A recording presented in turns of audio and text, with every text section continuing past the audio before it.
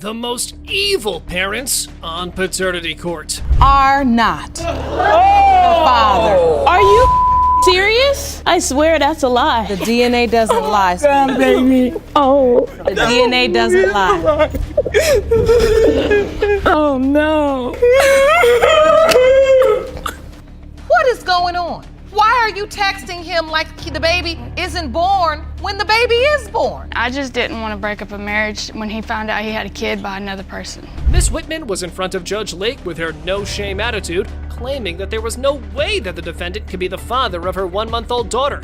With both men wrapped around this mommy's fingers, the trial proceeded like this. So now explain. Well, me and Mr. Mitchell met at a bus station when I was coming from Chicago to Arkansas. We kind of like kicked it off quick and became girlfriend and boyfriend. And 2 months into relationship, I met Mr. Anderson. And we were pretty much like friends because I thought Mr. Mitchell was cheating. Well, that's just bizarre. Cheating on someone you love based on speculations?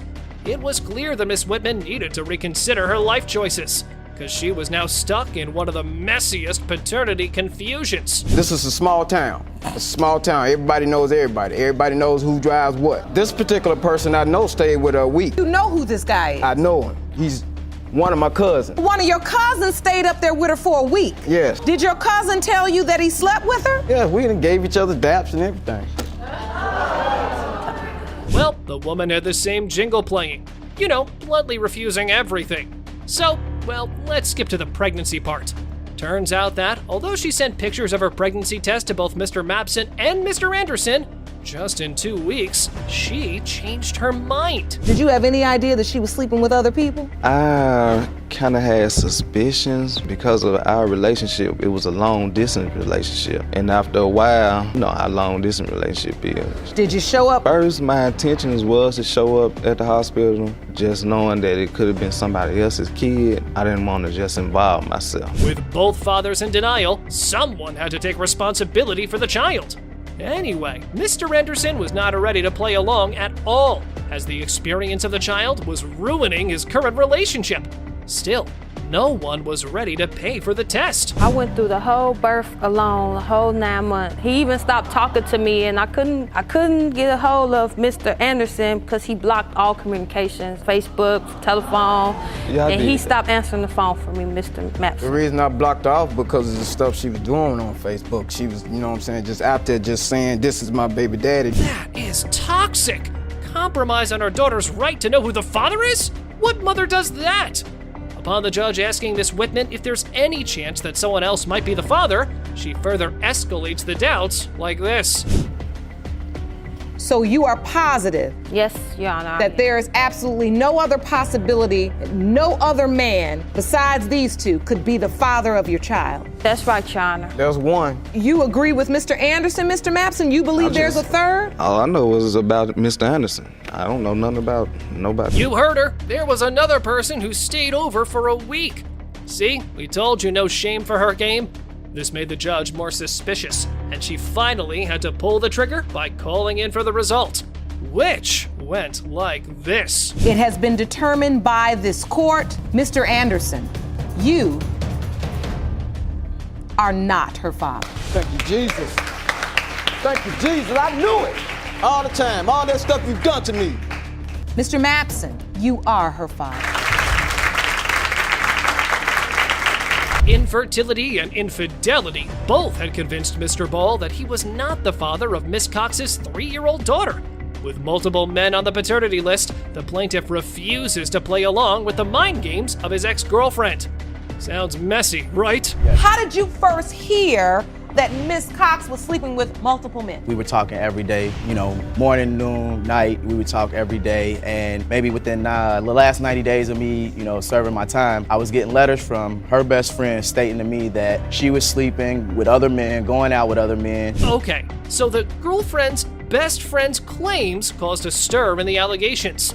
This was refuted by the defendant, who disclosed that Mr. Ball was certain about her loyalties before meeting the other man at the grocery store. While he was away, were you in a relationship with another man? Once Did you tell Mr. Ball? Yes, I did. I wrote No. him a letter and I told him everything that was No. going on, and he wrote back and still agreed to come home to me after No. hearing everything, as long as everything was put to a stop. So why did he have to hear it from your best friend? My best friend at the time is his other child's mother. Whoa, what just happened? He was tipped by the mother of his child, who happens to be the best friend we've all heard about? Okay, now I'm also thinking that the dad got played, because there was some obscene evidence in this situation. Grabbing pictures off of our computer, and I pull up a picture, not one picture, but But you multiple knew I was pictures. hanging out with the guy. He multiple knew about pictures the guy. Of her, and not only just that guy, another guy. No, and we're all the same another guy. guy. And I It was all asked the her, same- What was in the picture? her arms around guys, kissing around guys. No, it and wasn't I'm no asking pictures her, like that. And the pictures were deleted. They were in the recycling No, bin. It's now clear that Mr. Ball was cheating with the defendant's best friend, something we all suspected. Turns out that the suspect was a deadbeat who was cheating on the baby mama right under her roof and was now trying to play the victim in the situation. I took care of her because he was too lazy to get up off of his butt. When we were looking for a job, she was sitting right outside the place texting a dude. Because I was texting another guy while he was in the place filling out a job application. That was his excuse to stop looking for a job. Wait a minute, let's get some order. Now, this is just ridiculous. Ridiculous. Well, ain't that overwhelming? Up next, when the judge asked Mr. Ball to participate in the birth of the daughter, the defendant responded yes. According to Miss Cox, he refused to sign the birth certificate and even denied a DNA test. It looks like Mr. Lazybones was genuinely avoiding the responsibility. When your daughter, Gabby, was born, was Mr. Ball there? Yes, Did ma'am, he was. participate? Yes, ma'am, he did. And he drove me to the hospital. He was there the whole 3 days I was in the hospital. He drove me home from the hospital, and we stayed with him. He would not sign the birth Why is certificate that? because he said he wanted to Why is make it that? hard for me with child Why support. would I tell you I wanted to make it hard for you? Another fact was revealed that while Mr. Ball was engaged to another woman, he was still fooling with the mommy at the podium. Wow, that's a good way to not have a baby with someone you trust. Oh, and the fiancé part? Good luck explaining that to her man. It's never about my child. It's always about me because we were just sleeping together a week ago. We were week just ago? at your mother's house sleeping together a week ago. ago? Wait a minute. Were we not, Miss At Montgomery? her mother's house. At his mother's house, week yes. ago? Yes. You were at his mother's A house? week ago. No. Yes, No. we were. Might have been like 9 days ago, No. a week and a half ago. During that Mr. time, Ball. no. It was not 9 days ago, Your Honor, but Yes, it yes, was, we Your were Honor. intimate. That is a harsh disgrace on Mr. Ball. It appears as though he was staying away from liability and was taking advantage of Miss Cox. No matter how much you tried to manipulate your way out, truth always finds its way. When it comes to 3-year-old Gabrielle, it has been determined that Mr. Ball, you are her father.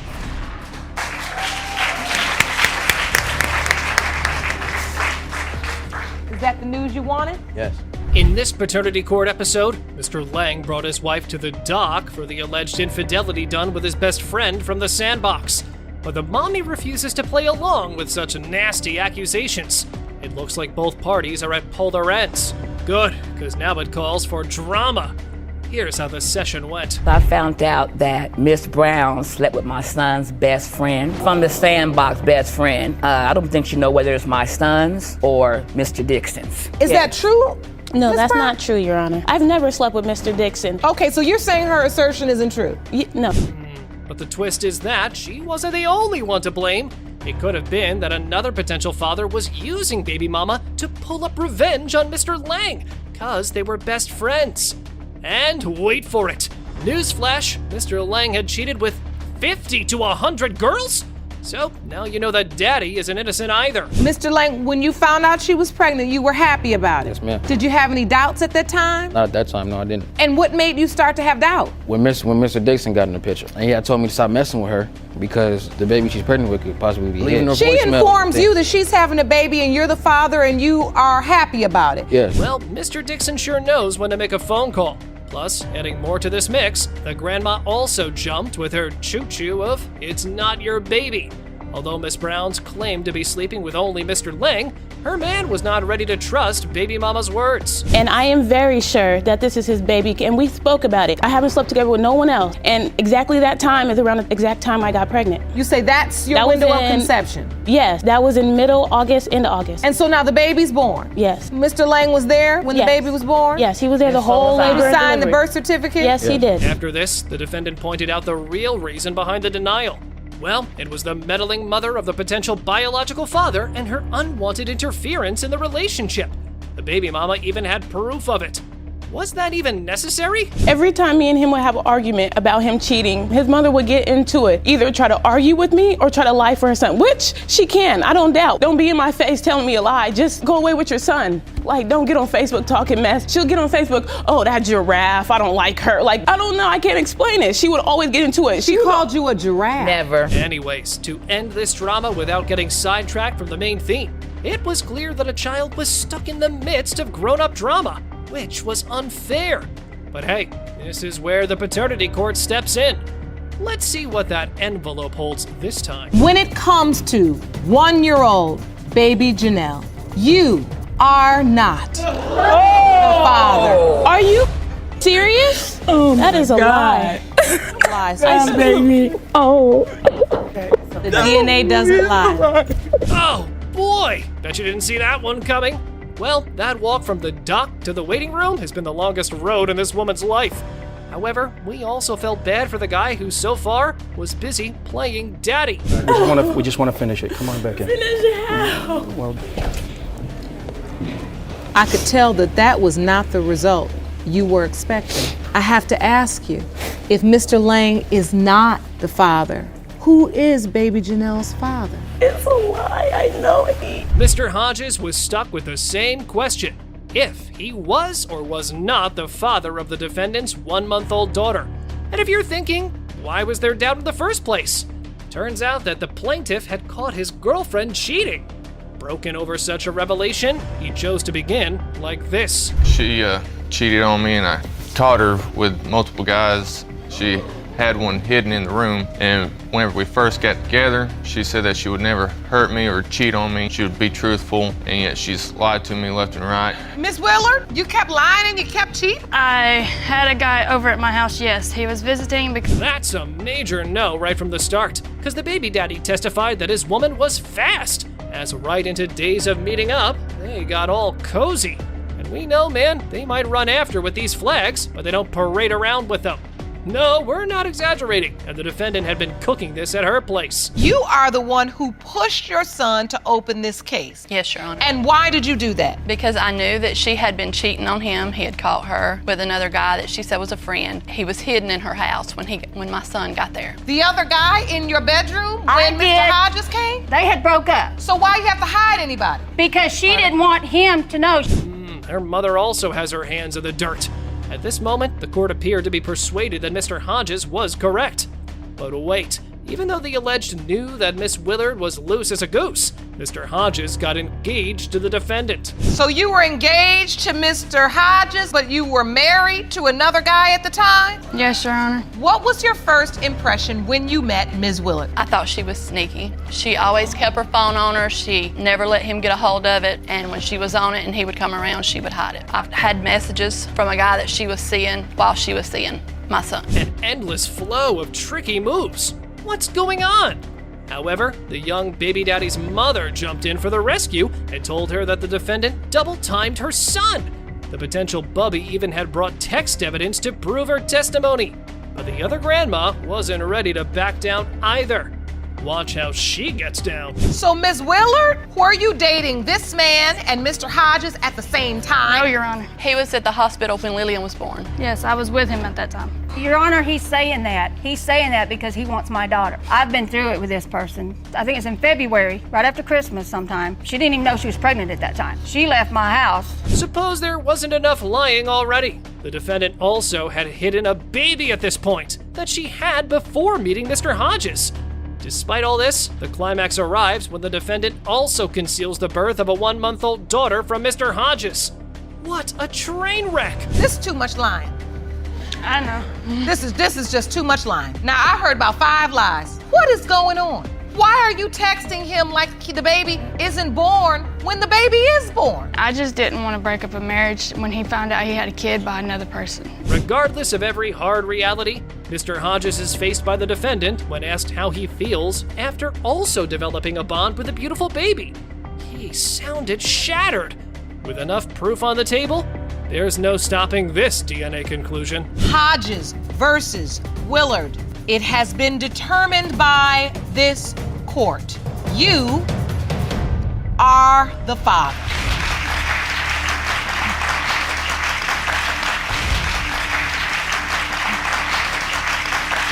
I don't catch it, my mama gonna call me. How can two people have completely different accounts of every sexual encounter? Stop being a victim. I'm not. You are not. It might have happened, but I don't remember. So how did you know I was lying? We're tagging people in a sonogram now? He put in a lot of work. I've been all over this country. I made him send it because I didn't have sex with her. Yeah, I was not there. You got in the game. If you gonna be her daddy 24/7. Mr. Lee's mom had all her hopes tied to the results of this paternity case. It was either her wishes came true in the courtroom or she went there to have the worst day of her life. Apparently there was a baby on the line, and Mr. Lee's mom was definitely not ready to believe the baby belonged to her son. Miss Longshore, on the other hand, was full throttle on the fact that Mr. Lee was the father of her kid. Miss Johnson, you have brought your teenage son to court to get the results of a paternity test to prove that he is not the father of the defendant's son, Hayden. Ms. Longshore, you state that you are positive Mr. Lee is your son's father, even though he claims to have been a virgin before you met and that he slept with you only one time. Miss Johnson, who happened to be Mr. Lee's mother, started by talking about how she uncovered the deeds that were happening behind her back. Not just behind her back, but under her roof. She got a text from Miss Longshore explaining that she had a sexual relationship with her son and that he could most likely be the father of her child. Well, so she thought, at least. Understood that I would be angry, and she had informed me that they had sexual relations at my home when I was at work. And then she also obviously indicated that she thought your son was the father. Initially, she thought somebody else was. Okay. No. Well, that's what you told me, and I have the It Facebook was- message right here. It was between. Jerome, would you please hand me? Miss Johnson sure had a firm grip on her son. It was finally time to tell his side of the story and how things really played out. His story was the complete opposite of what Miss Longshore claimed to have happened. It was now a question of who was really telling the truth. Now, that's not even the mind-blowing revelation because it gets even spicier. Mr. Lee says she told him she was pregnant, but wasn't sure if he was the father. These stories just don't check out. Well, I talked to her on Facebook, like we had a conversation on Facebook, and at first she was telling me like, oh, I'm pregnant, but I don't think you're the father. I had sex with other guys, it shouldn't even be you. And then afterwards, after the baby was born, she was like, oh, don't worry, it don't look like you, you're not the father. So I wasn't even worried. I never said that. I told you plenty of times Kaden looks just like you. Why are you lying in court? No, you Please never stop. said that. Please In stop. Apparently, these two had been fooling around since high school. Miss Longshore claimed she was just with him for the sexual aspect of the relationship. Mr. Lee, on the other hand, believed Miss Longshore's intentions were never for them to get into a serious relationship. Well, at least they both agree on one thing. It was never meant to be a serious relationship. We went to the same high school. Okay. We were never together. It was a friendship type was thing, a and we ended one-night up having sex fling one type day, and I got pregnant. Where's And we the were house never full of people, together.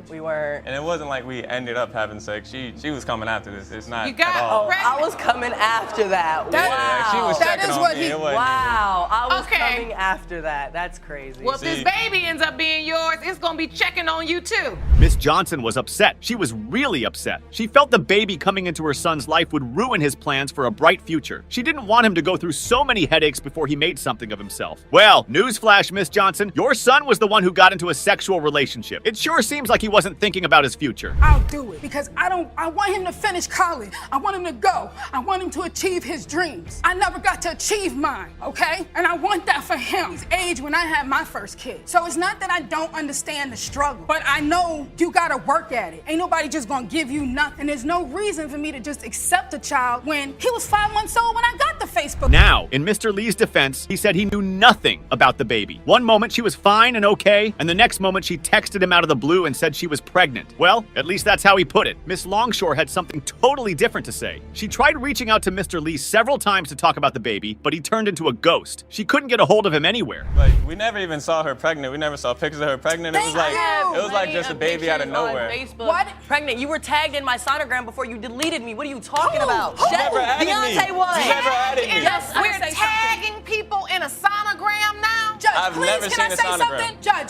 please, Judge. I want to understand. You tagged his name in the sonogram. That's what you did? I tagged his Facebook and Miss Johnson proceeds to detail how much she suffered while she was growing up. Things weren't easy, all right. She went through so much to get to where she is today, and that's all she was trying to do for her baby boy. With the way she spoke, you could tell she was definitely not going to allow anything to ruin her son's life, even if it was a baby, or should I say, most importantly, if the baby was not his. Miss Johnson, you said you were homeless. Yes. What was your childhood like growing up? My mother had some substance abuse issues, but she's made great strides to improve and change her life. So I know it can be done. Thank you. With her mother as an addict, like she raised her siblings, she raised all her brothers, and I was raised up with them. So you know your mother's a very strong woman. Yes, I do, Your Honor. I know she'll do whatever it takes just to get us fed. Today, all this talk about Miss Johnson wanting the best for her son was getting on Miss Longshore's nerves. She got angry in almost no time, and she decided to air out how she was feeling. She started by accusing both Mr. Lee and his mom of making her look like a bad person. I mean, they both had a sexual relationship, so why are they making it look like she was the only one who was interested in the relationship? like, what are you making it seem like this is just me or something? There wasn't like, no game on. How is it just my fault? How is it just my fault? You had sex with me too. I didn't have sex with myself. Like, come on now, get it together. Why didn't you think smart enough When to you're put a gonna come condom over on? every day I don't and walk just around throw with it at me, condoms. I can't say no forever. If you're gonna come over every day and just throw it at I me, didn't like, come to your house every day, so stop lying. Stop trying to make me seem like I'm a hoe. Now Mr. Lee has a new perspective on his story. Talk about someone playing the victim. He claimed Miss Longshore seduced him into having a sexual relationship. He even claimed he was still a virgin when she started to make sexual moves towards him. Like, I never met any of her family. I never went to her house. I didn't even know where she stayed. You haven't met any of my until she came family? over. You haven't met none of my family. You didn't meet my brother who went to the same Miss school as us? Longshore, let me ask you this, Come Miss on now, get Longshore. it together. So you two weren't even dating. You were saying you were just friends. Yes. And that's what I thought. Did you want to be more than a friend? I did like him, and he needs to stop acting like he didn't like me back, because you was telling everybody at school that you liked me. The atmosphere was getting too heated for the tantrums that were coming from both sides. The only thing that could smooth the air was the DNA results. Would Miss Johnson's dreams for her son be shattered? Mr. Lee, it is without question, you are Caden's. I told you! I ain't got nothing left to say. Told you! This revelation was one that Miss Jones wasn't expecting to uncover. While she was growing up, she felt mistreated and unwanted by Mr. Jones and his family, only to discover that there is a possibility that she could have another man as a father. The revelation shook the walls of Miss Jones's heart and left her with so much confusion. Mr. Jones, on the other hand, believes that he is so sure he cannot be her body, neglected and invisible. Mr. Jones, who was meant to be her father figure, was almost never present in her life. She couldn't even remember spending any quality time with Mr. Jones, which then begs the question, was he really her father? I mean, dads are meant to love their kids, but Mr. Jones wasn't doing a great job at that. Was in and out your life? Yes, Your Honor. Do you remember quality time you spent with him? No, Your Honor. Mr. Jones was so certain that she was not his child. He claimed to be present in Miss Jones's life, but was quite certain he wasn't her biological father. On several occasions, he had fights with her mother about the paternity of Miss Jones, but her mother was very insistent on the fact that she knew he was the father. He even said her mom was the one who didn't want to get the DNA test done to determine who the real father was. But we had to set up once before where when she was a little girl, that she could have had, we went up to have a test done when she was little. Yeah, but my mom told me that you said you didn't have the money for it. No, that's not true. At first I didn't, but I went to the hospital and I got there, and Terry knows that Ms. Brittingham knew that when we got to the hospital, I was there to get this test done then. To determine who the real father was. The conversation about the use of protection while in a sexual relationship comes up, and Mr. Jones and Miss Jones's mother get into a brawl. They start arguing and yelling at each other, saying, "You use protection." "No, you didn't use protection." "No, you have never used protection." There was no going forward with these two because they just couldn't agree on anything. The stories were starting to sound very confusing in the courtroom. Mr. Jones had apparently been paying for child support all these years. His name was even written and signed on Miss Jones's birth certificate. I mean, it couldn't have been forged. If he paid for child support through the years and his name happens to be on her birth certificate, why then is he saying he is 100% positive the child does not? She initially hesitated and then went on to call his name. Has Miss Jones's mother been seeing other men? I mean, if he is the biological father of the child, why not boldly say his name and be done with it? Or things start to get out of hand. Mr. Jones presented his evidence, showing how involved he had been in Miss Jones's life. Apparently, Mr. Jones had paid over $50,000 in child support. Now that's a lot of money going into child support for a child you claim not to be yours. No one in their right senses would want to pay that amount of money without knowing if the Mr. Jones story started to have some serious twists and turns. Miss Jones was tired of hearing him speak, so she decided to open up once again. Apparently, Mr. Jones didn't tell anyone she was his daughter. Whenever they went to gatherings, people would often ask who Miss Jones was because Mr. Jones never mentioned he had a daughter. It was only there, and then Mr. Jones would reveal that she was his daughter. Like I said, something smells fishy with his story. And Miss Jones's mother got into another heated argument. It was now time to play the blame and deny game. Miss Jones kept emphasizing the fact that Mr. Jones denied the baby several times. He never wanted anything to do with the baby. Mr. Jones, on the other hand, called her a liar. He said it was her fault he wasn't involved in her life when she wasn't completely honest with him. It didn't look like Mr. Jones and Miss Jones's mom were ever going to come to an agreement. The only saving grace here was the DNA test, and the judge was ready to give the final verdict. Mr. Jones. It was very hard to tell if Miss Spruill and Mr. Dixon had a beautiful relationship or if it was just a friends with benefit kind of thing. Miss Spruill was furious that she had to come to court to prove that Mr. Dixon was the father of her 13-month-old child when she knew for a fact that there was no other person who could be tagged as the father of the child. Mr. Dixon, on the other hand, believed he was not the father of her child. He claimed it was a purely sexual relationship with no strings attached, so he was certain the child wasn't his. Miss Spruill, you are furious that you had to file a paternity case against the defendant, Mr. Dixon, due to his denial of your daughter, Skya. You say you know the exact night you conceived, and he is her father. Yes, Your Honor. Mr. Dixon, you claim that your relationship with Miss Spruill was purely sexual, and one conversation that occurred is the only proof that her child is not yours. Is that correct? Mr. Dixon started off by listing and explaining his doubts as to why the child could definitely not be his. He brought in an exhibit to paint a vivid picture of the doubts that had been stored up in his head. He sure wasn't here to joke around because he was ready to fight Miss Spruill to the end. Miss Spruill was also not going to let Mr. Dixon have an easy win. She was as prepared as he was. We're so excited about our newest family member, Skya. So she goes around showing pictures and, excited about it, showing to our coworkers, her bosses and everything. Except for one particular coworker comes out of the blue and was like, whoa, wait a minute, pause. No, that's not his baby, that's my brother's baby. Like, whoa, wait a minute. Why would this girl come out of the blue and claim that this is her brother's baby just like that? So I have my doubts that this is my child. Lie. And then too, Your Honor, I want to say this too. She was as prepared as he was.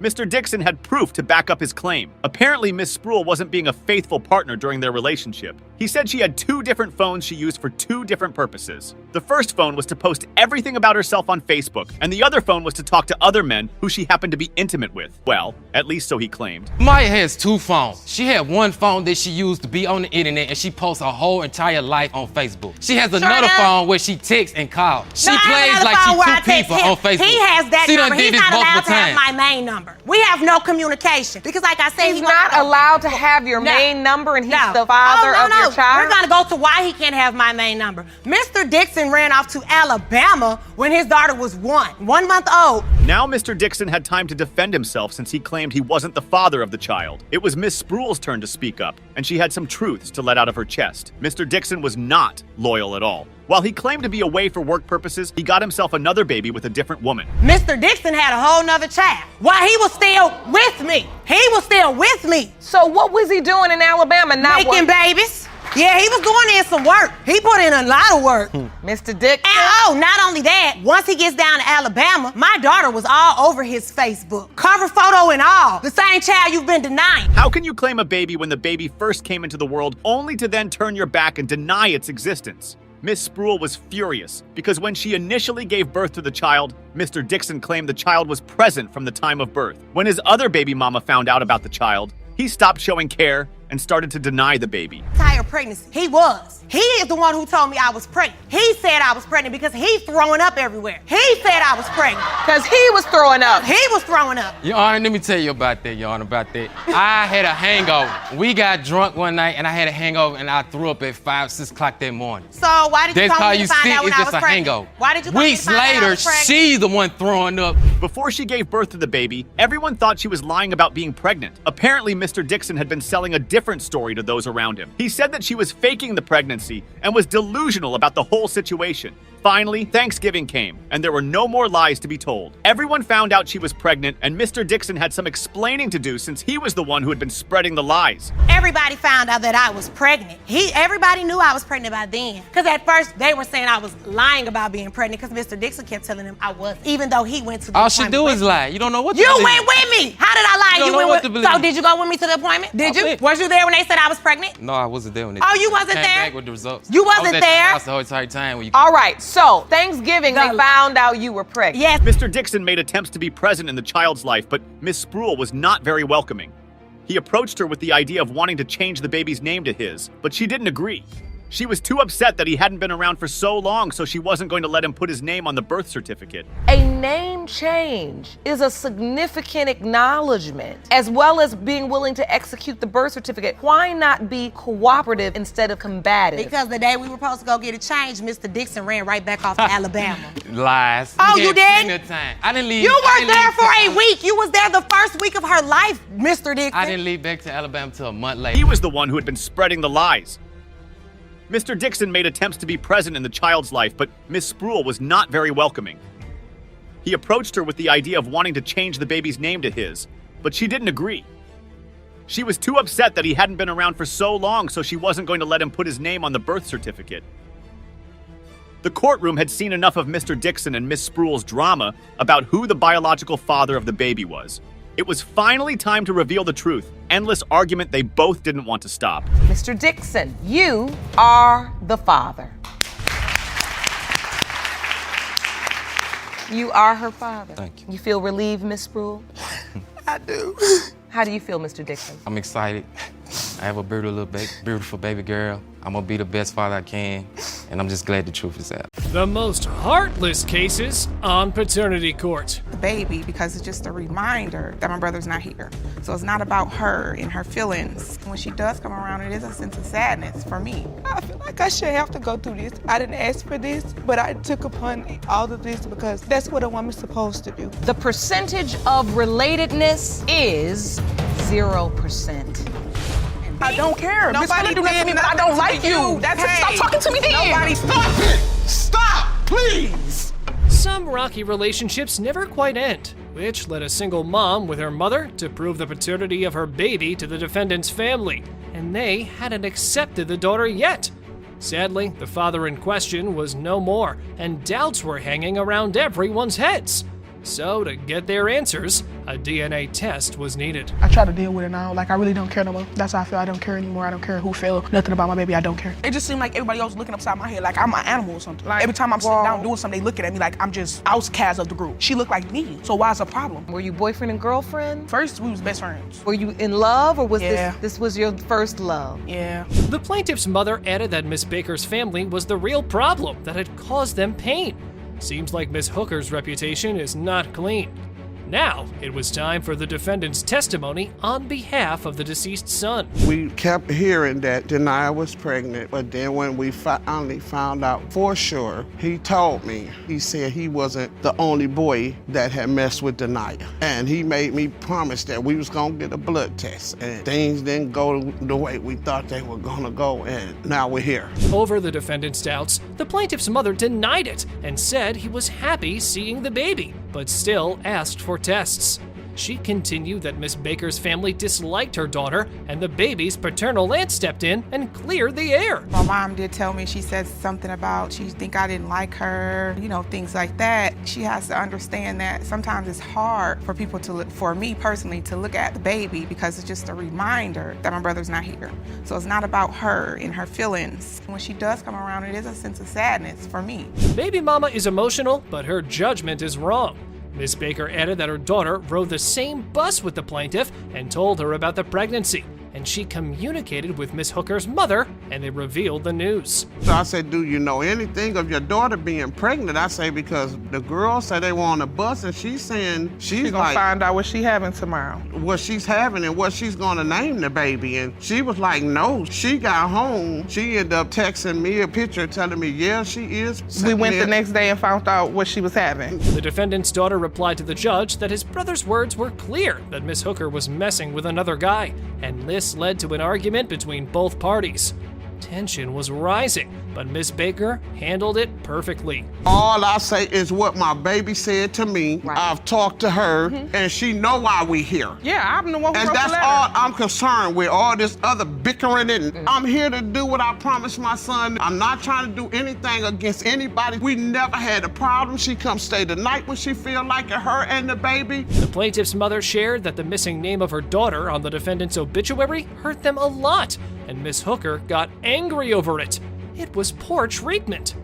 Let's see what reasons Miss Baker had to offer this time. The percentage of relatedness between Ms. Baker, Mr. Abraham, and Kenaya Abraham is 0%. I don't care. Miss Nobody Hooker do nothing to me, but I did don't like nothing to you. you. That's it. Hey, Stop talking to me then. nobody- Stop it! Stop, please! Sole parenting is a hard road to walk, and Miss Palmer has been so alone and broken on this path. The defendant denied her claim of paternity and said he won't put up with the baby responsibilities because she had eyes on his money. To reveal the child's real father, we need a DNA test. I deal with it only because I'm a mother, and it's just like Your Honor, first of all, we use condoms every time we had sex. we never use condoms, Your Honor. You're raising the child alone. Yes, Your Honor. With absolutely no help from Mr. Ross. Raised my daughter by myself. I never thought I would have to go through this myself, and it's just like to deal with this. I feel like I should have to go through this. The defendant agreed to the judge that he wasn't offering his daddy duties and shared how he met the plaintiff, and things took a rocky turn from there. Well, that was fast. But listen to what he said about Miss Palmer's choices. We were having sex for 2 weeks, but we were using protection the whole 2 weeks. I asked her for a serious relationship. She told me that she wasn't ready yet because she was still messing around with other guys. You all had sex this first day after meeting at the gas station one day, the next day, good morning, and the next of y'all were in the bed. Yes, Your Honor. When she told you she did not want a relationship. I broke it off. If she wanted things casually, then how did this situation pop up? Hence, the plaintiff gave her testimony with honesty about the feelings she had at that time and revealed the other guy's involvement. And then it's just like when I started talking to him, it was just only him. But the month before, Your Honor, it she was told me someone she was else. talking to somebody. I was talking to someone the previous month, yes. But the month that I met him, no. How soon after that did you find out you were pregnant? My conception date was between the 6th and the 9th. I met Mr. Ross on the 7th. We had sex on the 8th. The defendant told the judge that about 2 months later, he found out about the pregnancy, and she told him he wasn't the father. Well, then send it to the real daddy. After this claim, the plaintiff explained everyone's doubts. It was a mistake on sending it to him. So once he continued to deny, it's just like, I left it where it was, and I continue with the alleged father. Of course I'm gonna deny because she told me that I wasn't a father. 9 months later, after she had a baby, she comes to me and tells me, well, I think you are the father. Of course I'm gonna have doubts because if she told me that I'm not the father and she was sleeping around with this guy and she lied, then who else to say that she might not be sleeping around with somebody else? She continued saying that she had tested the other guy, but negative results made her doubt. So she asked the defendant, and he started accepting the kid, and had planned to buy her a car seat. Well, at least Daddy did something for the baby. Then Mr. Ross explained his concerns on her claim. At this point in time, I was in California. I just kept blocking. I blocked her over 4 times. I didn't change my number over 2 times. I told her I'm not the father of that child. And she kept bothering me. I mean, I had to change my number. I had to do something. You felt bad, but you didn't attempt to help me either. I said I was gonna buy a car seat. I ain't say I was gonna buy a fraternity test. She tried to trap me because she know I had money. It's not about money, She Your never Honor. asked. Still, things were not clear about the paternity, so the judge asked Miss Palmer about her struggles without a father figure, and she broke down, sharing her fears in the court.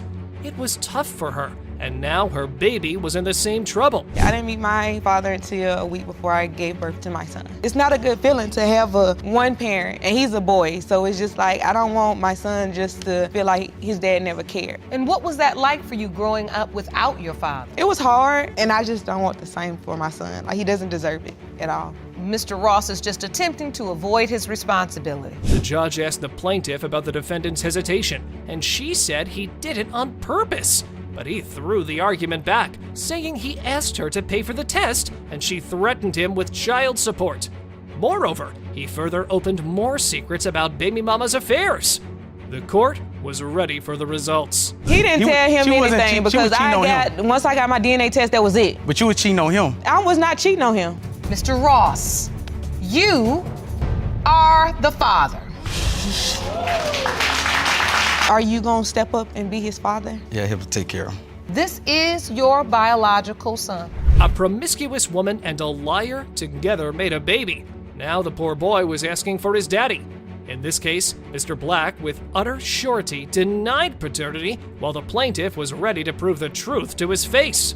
To get closure for the little one, a DNA test is necessary. When it's Logan's first day of school, he'll ask, "Where's Tyrell?" I have a lot of doubt on the reason why I'm not the father compared to what Jasmine had done with a lot of shady things that made me believe I am not the father. So he doesn't show up for his birthday parties. He promised Logan that he would come to his third birthday party. Going back, they were high school buddies and had a good time, but not sure how long the relationship lasted. Miss Myers listed it as 3 months when he left for another mama chick, but her lover had a different memory. Well, someone here's got dementia. So you said it was 2 weeks? Yes, ma'am. Was it 2 weeks? No, ma'am. So who picks someone up from work? Who sleeps with the person? Who does homework with the person? It was just So in your mind, he was your boyfriend? He was. Casual sex. That's all it was. I was a side dude, I found out later. That's a lie. That's a lie. Lies just don't stop swirling around. The defendant said through a courtesy call, Miss Meyer relieved him of his paternity, but she denied and accused him of lies, saying he was drifting away from the baby. Some shocking truth bombs are thrown by the plaintiff. He has 3 different kids by 3 different women. That doesn't bother me. We could have been settled this. He even texted me that and said he doesn't want the world to know he has another child by another woman. Okay, so hold on. After you told him, then he slowly started drifting away because he didn't want to be involved. Not only that, he was back with his ex-girlfriend. Following up on his courtesy calls, the defendant said he showed up at the hospital, but they didn't let him in. He didn't even wait and left. What a man. Then, Miss Meyer told the whole story from an opposite angle. I was in labor, I called Tyrell, and I said, "Hey, I'm in labor." And apparently his girlfriend at the time, or whoever she was, she snatched the phone from him. She's like, "Oh, no, baby, Tyrell's not coming." And so Tyrell did not come while I was in labor. He came 3 days later. I've had this baby by myself. I went through this by myself. Then, the defendant argued why someone else signed the birth certificate. It's questionable why you would inform someone, and next, don't let them participate. Upon this, Miss Myers said it was his other girlfriend that reported her. He won't come to the hospital. Were you dating, or could he potentially be the father too? We were just dating. He could not potentially be the father. I'm 100% that he's his dad. Like, I slept with nobody else. He's lactose intolerant. What that got to do? What that has to do? That's usually something that's hereditary. So why? Hold on, I'm still stuck at lactose intolerance. A health condition is not a solid paternity proof, miss, but we appreciated the laugh. The plaintiff replied to the judge that she wasn't fooling around anywhere, but regarding paternity claims, the defendant disclosed another scenario. She asked me for a DNA test after she asked 2 or 3 other people. That's a lie. I did not. If I have to pay for a DNA test, I'm going to put you on child support. He disappeared again and did not ask anything else about a DNA test. Her ex-boyfriend actually called me on the phone. That's a lie. And had a conversation with me, and he's not mine. That's a lie. I hope it works out for you. After some drama, the case gets serious as Miss Myers shares that she had been absent in her baby's life and she tried to connect them, but the defendant ignored it on purpose. She further shared her parenting struggles. And now, it's time for the results. This should be about Logan, especially when he knows that Logan's his child. 3 different kids by 3 different people. And there's been multiple emotional messages to him telling him that Logan doesn't deserve this. Mr. Black, you are the father. That's okay. You are the father. Thank you. I can handle my responsibility as a father. May I see my little boy? Pettiness is disgusting when you show it to someone innocent and ignorant of harsh reality. A mother called out her ex for being cruel towards her daughter and also practicing favoritism, but the defendant was unsure of the baby girl's paternity. To provide justice to the kid, we just need a DNA test. Amaya has told me on numerous times that she's sad that her dad don't love her. She did a video testimony of how she feels. You need to change your attitude towards her. She texts guys all the time. I feel I'm not the father. She looks just like you. Maya's like more better. I got other kids. She's like disobedient. She misbehaves, so I gotta treat her accordingly. The defendant said his doubts stopped him from loving the baby because Miss Martin was always texting other guys. Cheaters are calling each other out. The plaintiff called him wrong and shared her relationship realities in court. Through our relationship, I discovered he wasn't honest. He had 6 other girlfriends at the time. I realized the car that he showed up into at my house was another female's. So, Mr. Dampier, did you drive another girl's car to Miss Martin's house? We wasn't serious at the time. Like, we was just having sex. The defendant stepped in and continued calling her a swindler and accepted no wrongdoings on his behalf. Well, he talks a lot about cheating. He shared once how he got his initial doubts about infidelity. And I was messenger calling her, like, she never didn't respond. And then when she come home, her hair all messed up, smelling like sex. Wait, what? I respond, like, where you been at? She didn't have no proper excuse for where she been. He's crazy. Like, these are all his insecurities. The judge gave Mr. Dampier another chance, and this time he showed naughty messages by the plaintiff to another guy, which he stole from her phone secretly as revenge. She's smart, but how will she defend herself on this? I want blank blank for breakfast. Miss Martin says, where you at? Mom, same house? Other man says, yup, so you coming? Yup, on the way, be there in 20. What's that emoji down there? That was just conversation. I've never cheated on him. The plaintiff admitted those proofs and said she wanted to hurt him, but denied cheating. It's not enough to remove the dirt from your shoulder. But the defendant didn't stop and brought more texts from her phone. And Miss Martin says, morning. Another man says, I want to see you again, love. And then Miss Martin responds, when? She said again, that means like you already seen him, so what do you mean? He's somebody from my past. I've never cheated on you. But why are you entertaining these men then? Because he wasn't giving me the attention that I wanted. The judge asked the plaintiff about the pregnancy, and she said she told him, but he wasn't happy, and further explained that they were still intimate to this day. But he denied everything. Upon this, the defendant said a shocking statement about Miss Martin. The court was ready for the results. I have said that. You told him he's not the father? And then I showed him a random... She showed me a picture of a guy and said, this is Amaya's dad. They look more alike than me and her. They resemble each other more than we do. Mr. Dampier, you are the father. Exactly. Like that. Sorry, Amber.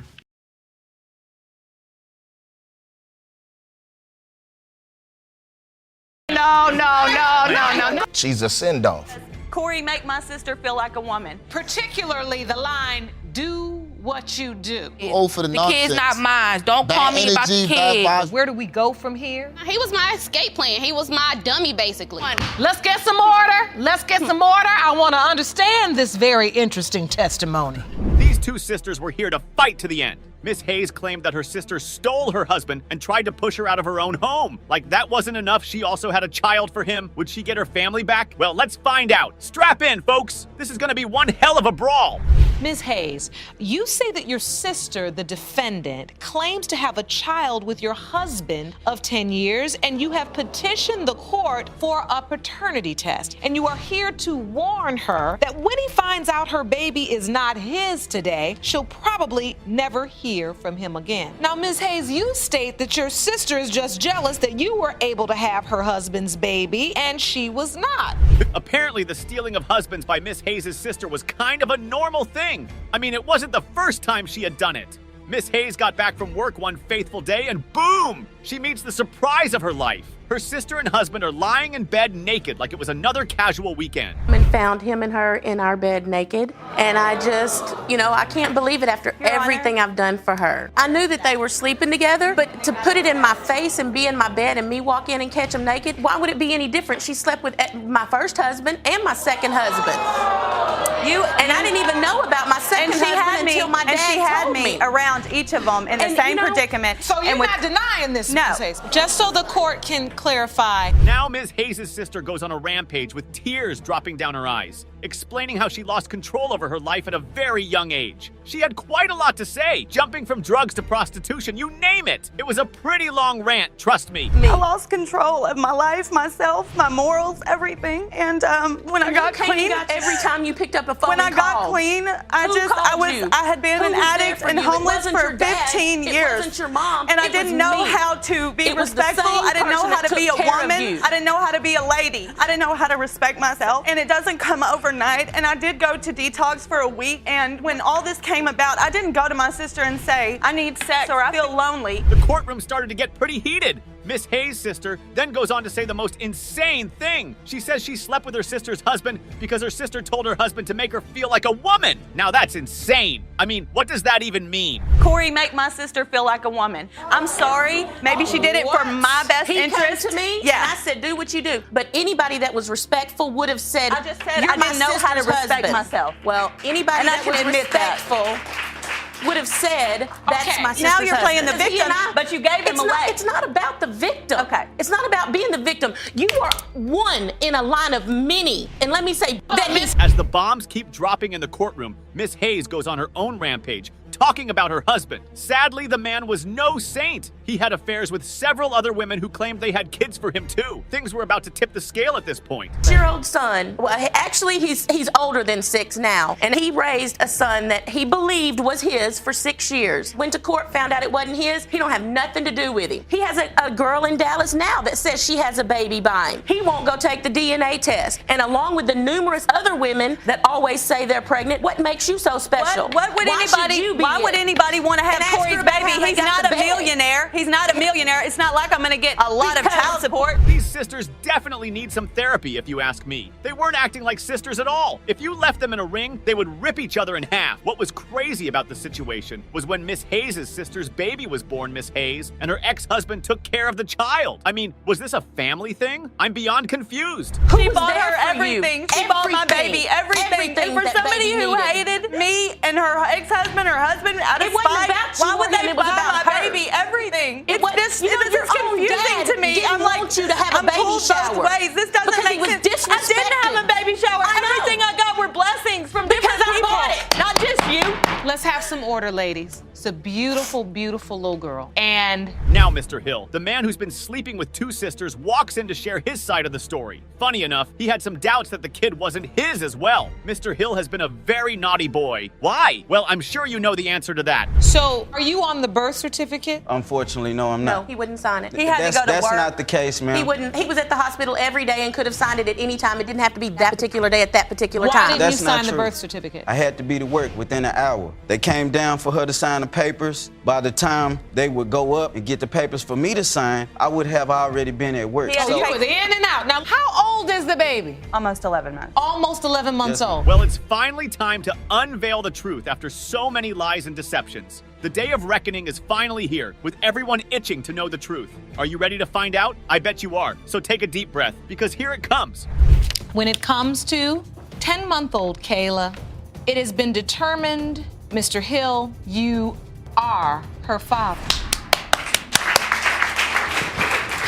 The crazy thing about this case was that the supposed baby daddy in question was dead. Sadly, the grieving mom wanted nothing to do with the child in question, or the baby mama claiming the child was for the deceased. I hope you guys are ready for this baby daddy drama because it's going to leave you speechless. Trust me. Tucker, you are here with your mother because you say the defendant's son, Mr. Abraham, fathered your 10-month-old daughter, Kanaya. You say that Ms. Baker and her family's public denial of this child has caused you pain, and you are here for an apology and to prove her son is the father. Miss Hooker dived right in. Oh, you could tell she was very upset by how her baby daddy's mom treated her. She wasn't in court to make peace, trust me. She went on a long rant about how she was treated. She had quite a lot to say, and there was no stopping her. It just seemed like everybody else looking upside my head like I'm an animal or something. Like every time I'm sitting down doing something, they looking at me like I'm the outcast of the group. She looked like me, so why's the problem? That's why I say I don't care about nothing. And none of that. I don't care.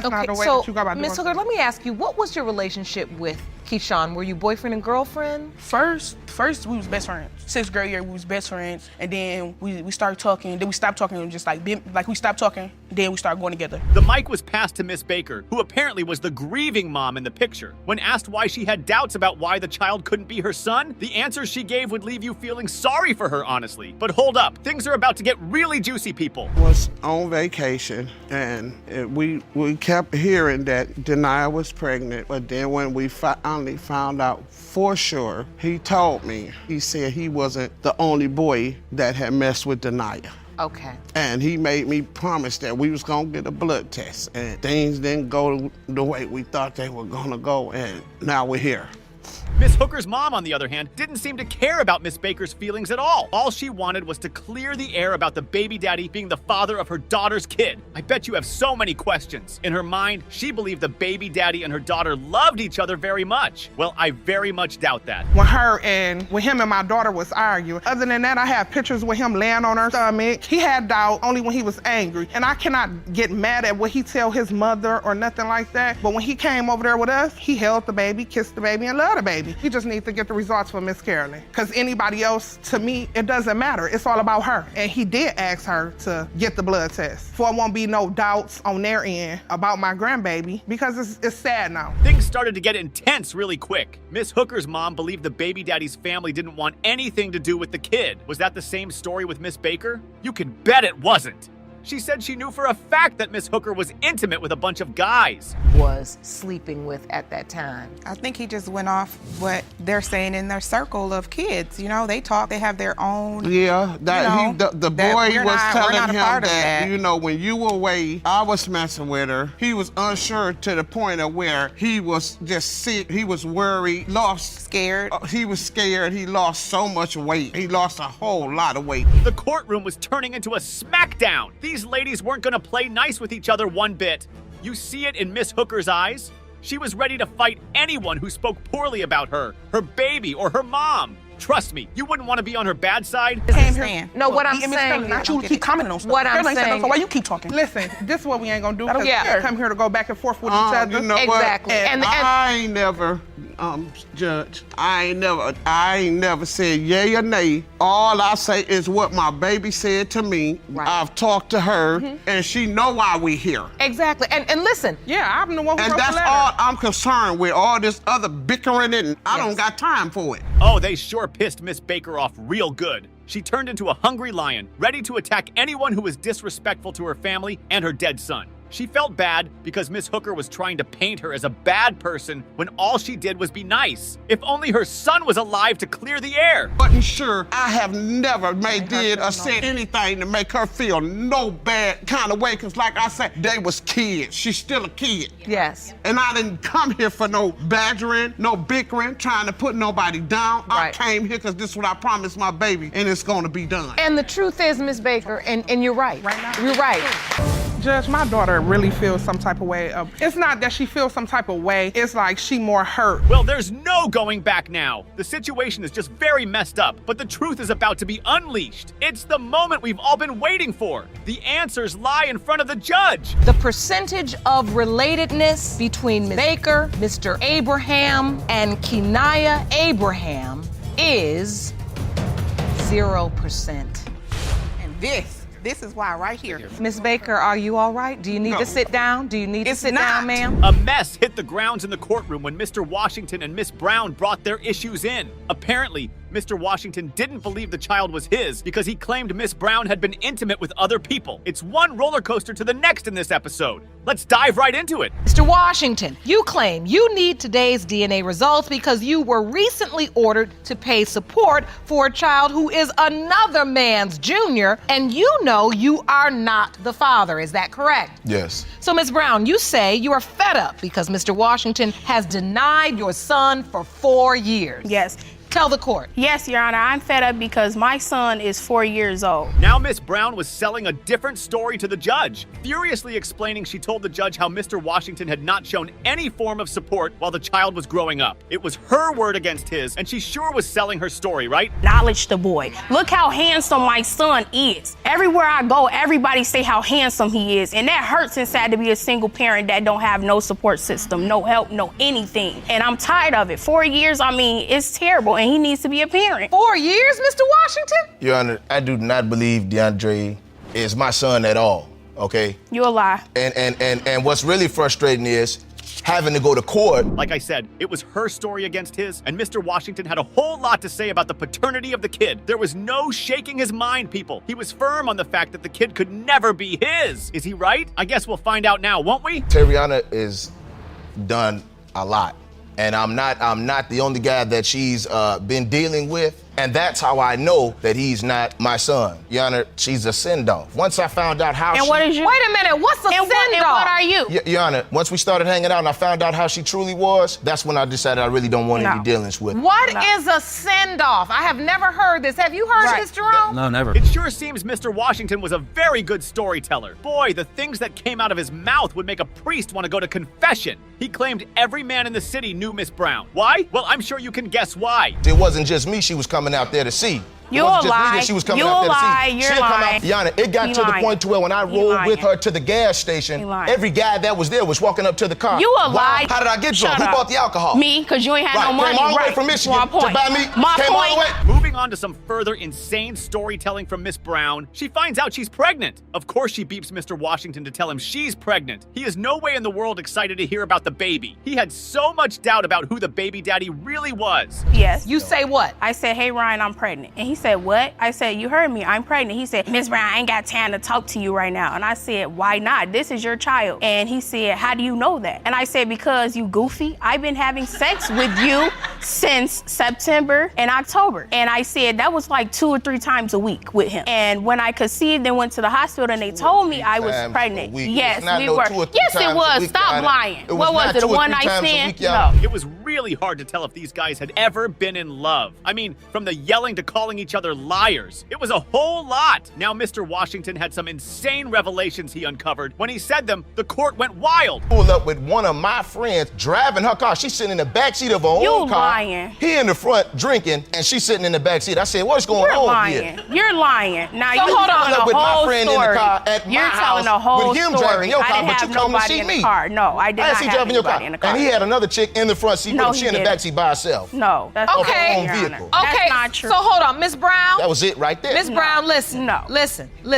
Mr. Washington got a lot of details. Another bombshell rocks the walls of the courtroom. Mr. Washington finds out that while she was pregnant, she was dating another guy. That's not the insane part, people. The kid is named after the guy she was dating. Damn, Miss Brown, damn. Terriana was dating another gentleman. His name is DeAndre, the same name as the kid. DeAndre, the baby, he is a junior. Now, this man, she moved him from my area up there to Michigan with her, and he's been with her from the beginning to the end. And right there, that was certification. This man hit me up, Your Honor. He texted me. We was talking. He said, because I'm tired of the games. I'm tired of the games too. Yeah. This is what he tells me. The moment of truth was finally here, but the air was thick with uncertainty as to whether their relationship was going to be saved or shattered for good. Time to see what the future holds for them. I hope you guys are ready. Make sure I understand this testimony, because Ms. Brown, I Yes. gave you ample chance to talk. Every time Mr. Washington asserts, and you have never said to me up until this point that you were also dating another man at the time you were seeing Mr. Washington.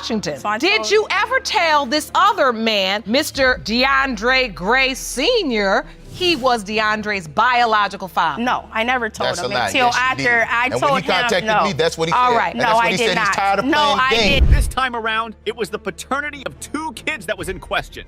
Mr. Jameson claimed he made a mistake signing one of the birth certificates, and he's here to determine if it really was a mistake. The stakes are high, people. Let's unravel the mysteries behind this couple, shall we? Mr. Jameson, you've petitioned the court for a DNA test because you are certain you are not the father of the defendant's 2 sons, Malachi and Michael. You say you made a mistake signing one of the birth certificates and need today's paternity results to get your name off of it. Is that correct? Yes, Your Honor. Now, Mr. Jameson and Miss Smith's relationship didn't last up to a week before it took a nosedive for the worst. A month into the relationship, Miss Smith kicked him out and went back to her ex-boyfriend. Seems like she hasn't gotten over him, I guess. How long after that did she kick you out? I say probably like a month. She kicked me out. And did you want to go back with your ex, Miss Smith? I did, but then I ended up back with him. I told him I didn't want to go to my exes. I was done with it, and I went Because she knew what right was back right for with her, him. Your Honor. So you asked him to come back on home? Yeah. It was just an act, Your Honor. Hold on, I'm getting to that part. Who were you with before you asked him to come back? 2 dudes, Your Honor. She was with 2 dudes, you know. How'd you find that out? Because I went through her phone. Oops! The mind-blowing shocks of their relationship are about to take over the entire courtroom. Mr. Jameson finds out that she hasn't just been cheating on him with her ex. There was also another guy in the mix. Oh, trust me, he was not happy when he uncovered that truth. Yes, there was a guy in the neighborhood. Because I was always asking her around the dudes that she bring me around. Did she do anything with him? Not to disclassify her. You already knew not the to dude. declassify her, but But you already knew the guy. He told me yes. When she kicked me out, she had sex with him too. And there's another guy. There's another guy. A third guy? Yeah, there's a third guy. Who told you this? I found it in the phone. The phone. Miss Smith didn't deny any of what he said. Yes, you heard that right. She owned up to messing around with different dudes. I can't imagine how Mr. Jameson would be feeling right now. I mean, he was there from the birth of the child until this very moment. He even signed the birth certificate. And I was saying, no, I didn't want to sign it. But he was there during the whole pregnancy, the birth, everything. You was there. That's what a man So do. how'd you doubt though? But he don't want to man up to his responsibilities though. As the father of both of my kids, which I know he is the father, he don't want to man up. It's not about manning up. It is about manning up. Kids, you know what I'm saying? That means financially, physically, all that, Benjamin. I've been there too. I bought diapers, bought clothes, How many toys. times? How many it's not times? about how many times. I do it when they need it. Trying to defend herself, Miss Smith starts to tell a different story. Initially, she claims she did cheat with some of the guys he caught her with. Now she's saying she didn't do any of that. Pick a side, Miss Smith. What exactly is it? Mr. Jameson had enough evidence, trust me. It's messy. Yeah, sending naked pictures, trying to pose up, do a little pose and. Were you sending naked pictures to men, Miss Smith? I don't even know what he's talking about. I really don't. All right. So who were you with before you found out you were pregnant with Michael? Well, I got pregnant around the end of August, early September with Michael. Around October, mid-October, early October, I did start seeing someone else. I didn't get my menstrual cycle. Now the window of conception just isn't adding up. When the math was done, Miss Smith happened to have been pregnant for 11 months. Now how is that even possible? It makes no sense at all. Mr. Jameson. Yes. Your Honor, how you gonna be pregnant for 11 months? 11 months.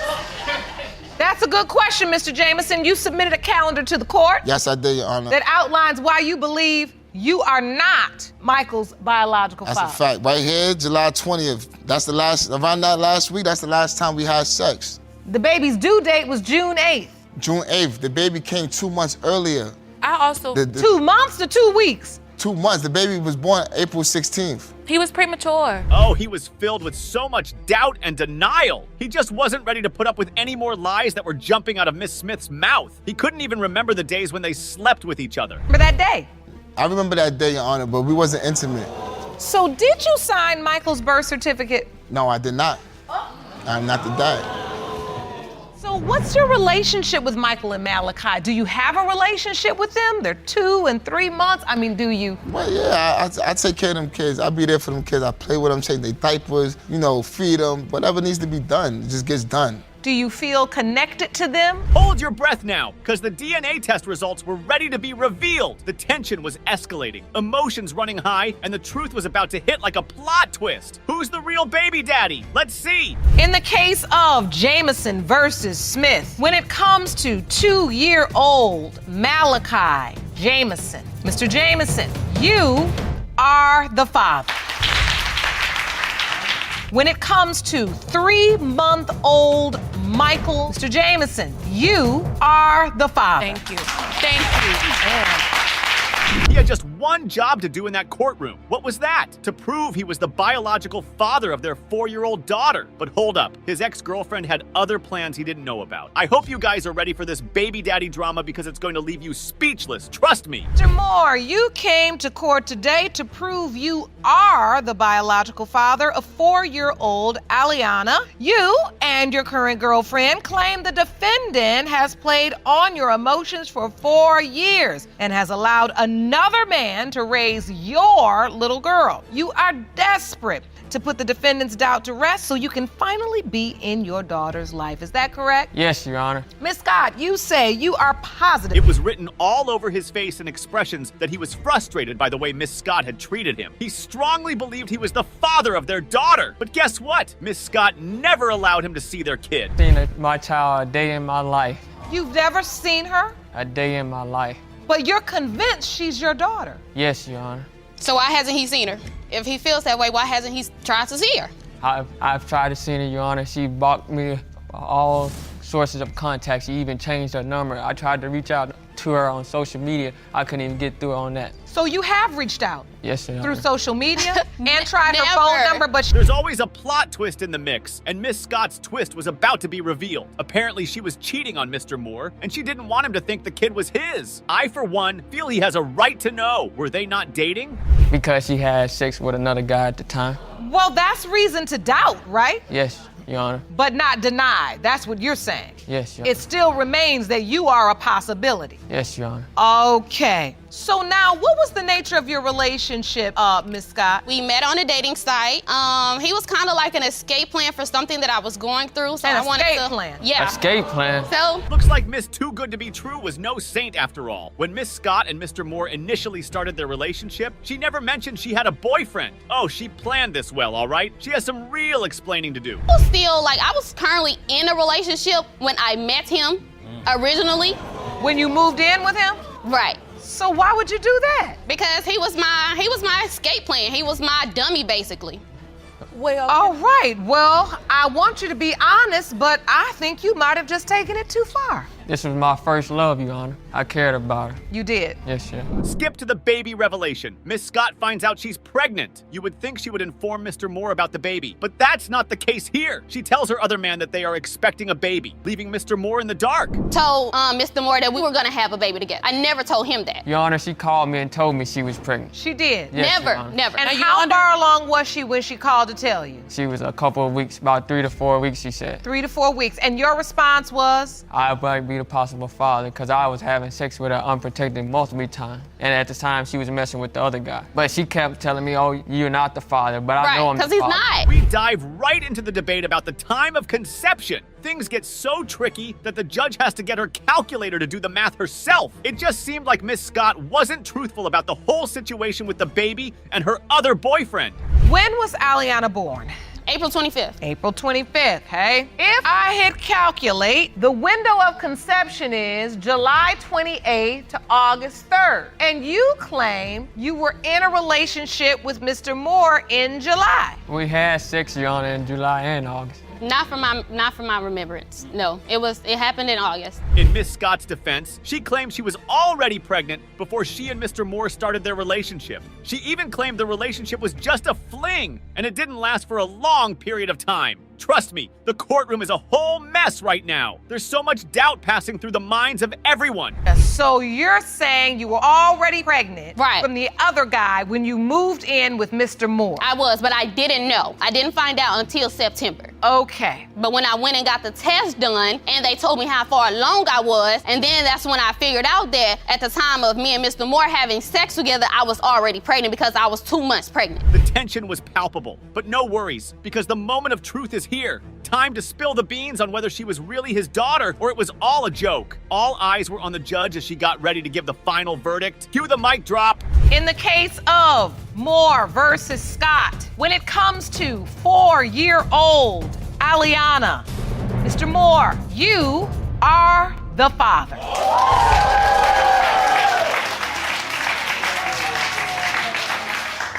You are the father, Mr. Moore. That's your little girl. That's 4 years I've missed out, but I'll make it up to her. I promise. The most idiotic moments on paternity court. Your Honor, he is a snake. He is doing the same thing to All me right, with my now. daughter. All right, You know, don't even complain, don't even go there. Let's get order. Mr. Wilson, you are not the father. Told you, I'm not the daddy. Oh my gosh, that's crazy. That's not crazy. Zariah? Yeah, she's not my baby. Better go make some phone calls. It looks like Miss McCrory just can't get enough of paternity court, as she was back, claiming that Mr. Gino Bailey, the defendant's deceased ex-husband, fathered 3-year-old daughter Nevia. However, her lover thinks she was putting back the whole show, just to milk money out of them. This is the proof of the survival benefits that my daughter... I'd like to see that. Well, the thing is, I believe I have every right to the money. Because he's the father of her, I know 100% he is, and he should support her. Oh, looks like the plaintiff wasn't hiding her intentions at all. It's about the green, which brought us to the fact that why didn't a Michigan woman get a DNA test before he died? And instead asked for it after just 2 days of his passing. Now that's straight up fishy.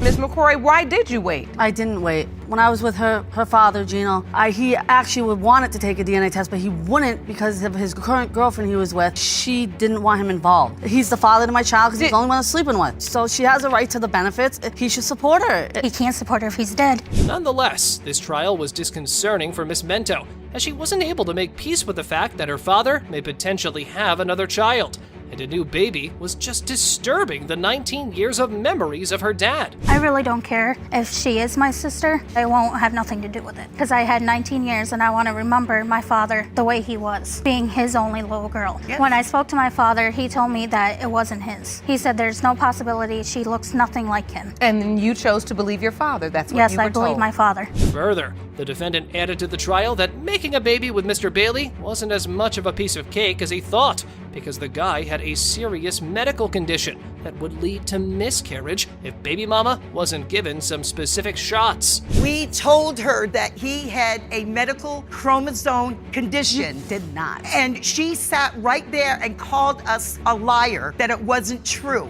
Man, the stakes were higher for this one. There's the paternity issue, survivor's benefits involved, and now came the medical condition. That's why the judge asked Ms. McCrory if she was intimate with anyone else during that window of conception. Her take was this. Were you intimate with anyone else? No. Up until I was intimate with him from August until November. Do you remember the night you believe you conceived? Yes, it was brown sheets with flowers and everything, and we did it like all night long, 3 times. That I can guarantee. Well, you know what? You must not know. Maybe you weren't good enough then. I was married to the... Okay, hold on. Further, Mrs. McCrory added that the potential father was a famous male gigolo, and some women claimed to be his baby mamas. Both plaintiffs were portraying the alleged victim as some kind of idiot, but we tend to wait for the result before jumping to any conclusions. Anyway, the defendant refused to play along. Who do you believe the father is? I think it's her husband, Mr. McCrory. No, it's not. No, it's not. The whole situation is that my late ex-husband is very dark-featured. I think Nevaeh looks like Mr. McCrory. Newsflash, I guess it was on the birth certificate of Nevaeh, Mr. McCrory himself. And now he was standing on the podium claiming otherwise. What are these people full of?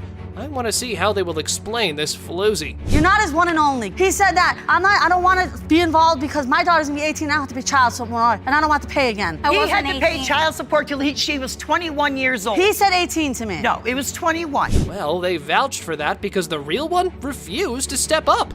McCrory took care of the child, and though Mr. Bailey wasn't present, he acknowledged the paternity and often texted to ask about his daughter. I went to every doctor's appointment. I went to the ultrasounds, and then I was basically with her for the whole pregnancy, which she wasn't. And so I fell in love with that child, and I'm gonna be with her for the rest of my life and get married to her, so why not take responsibility for somebody who couldn't? We often hear people say that they were just doing the right thing, but now situations demand amends, which isn't always true, because this couple portrayed their true intention with their disrespectful comment on the memorial page of Mr. Bailey.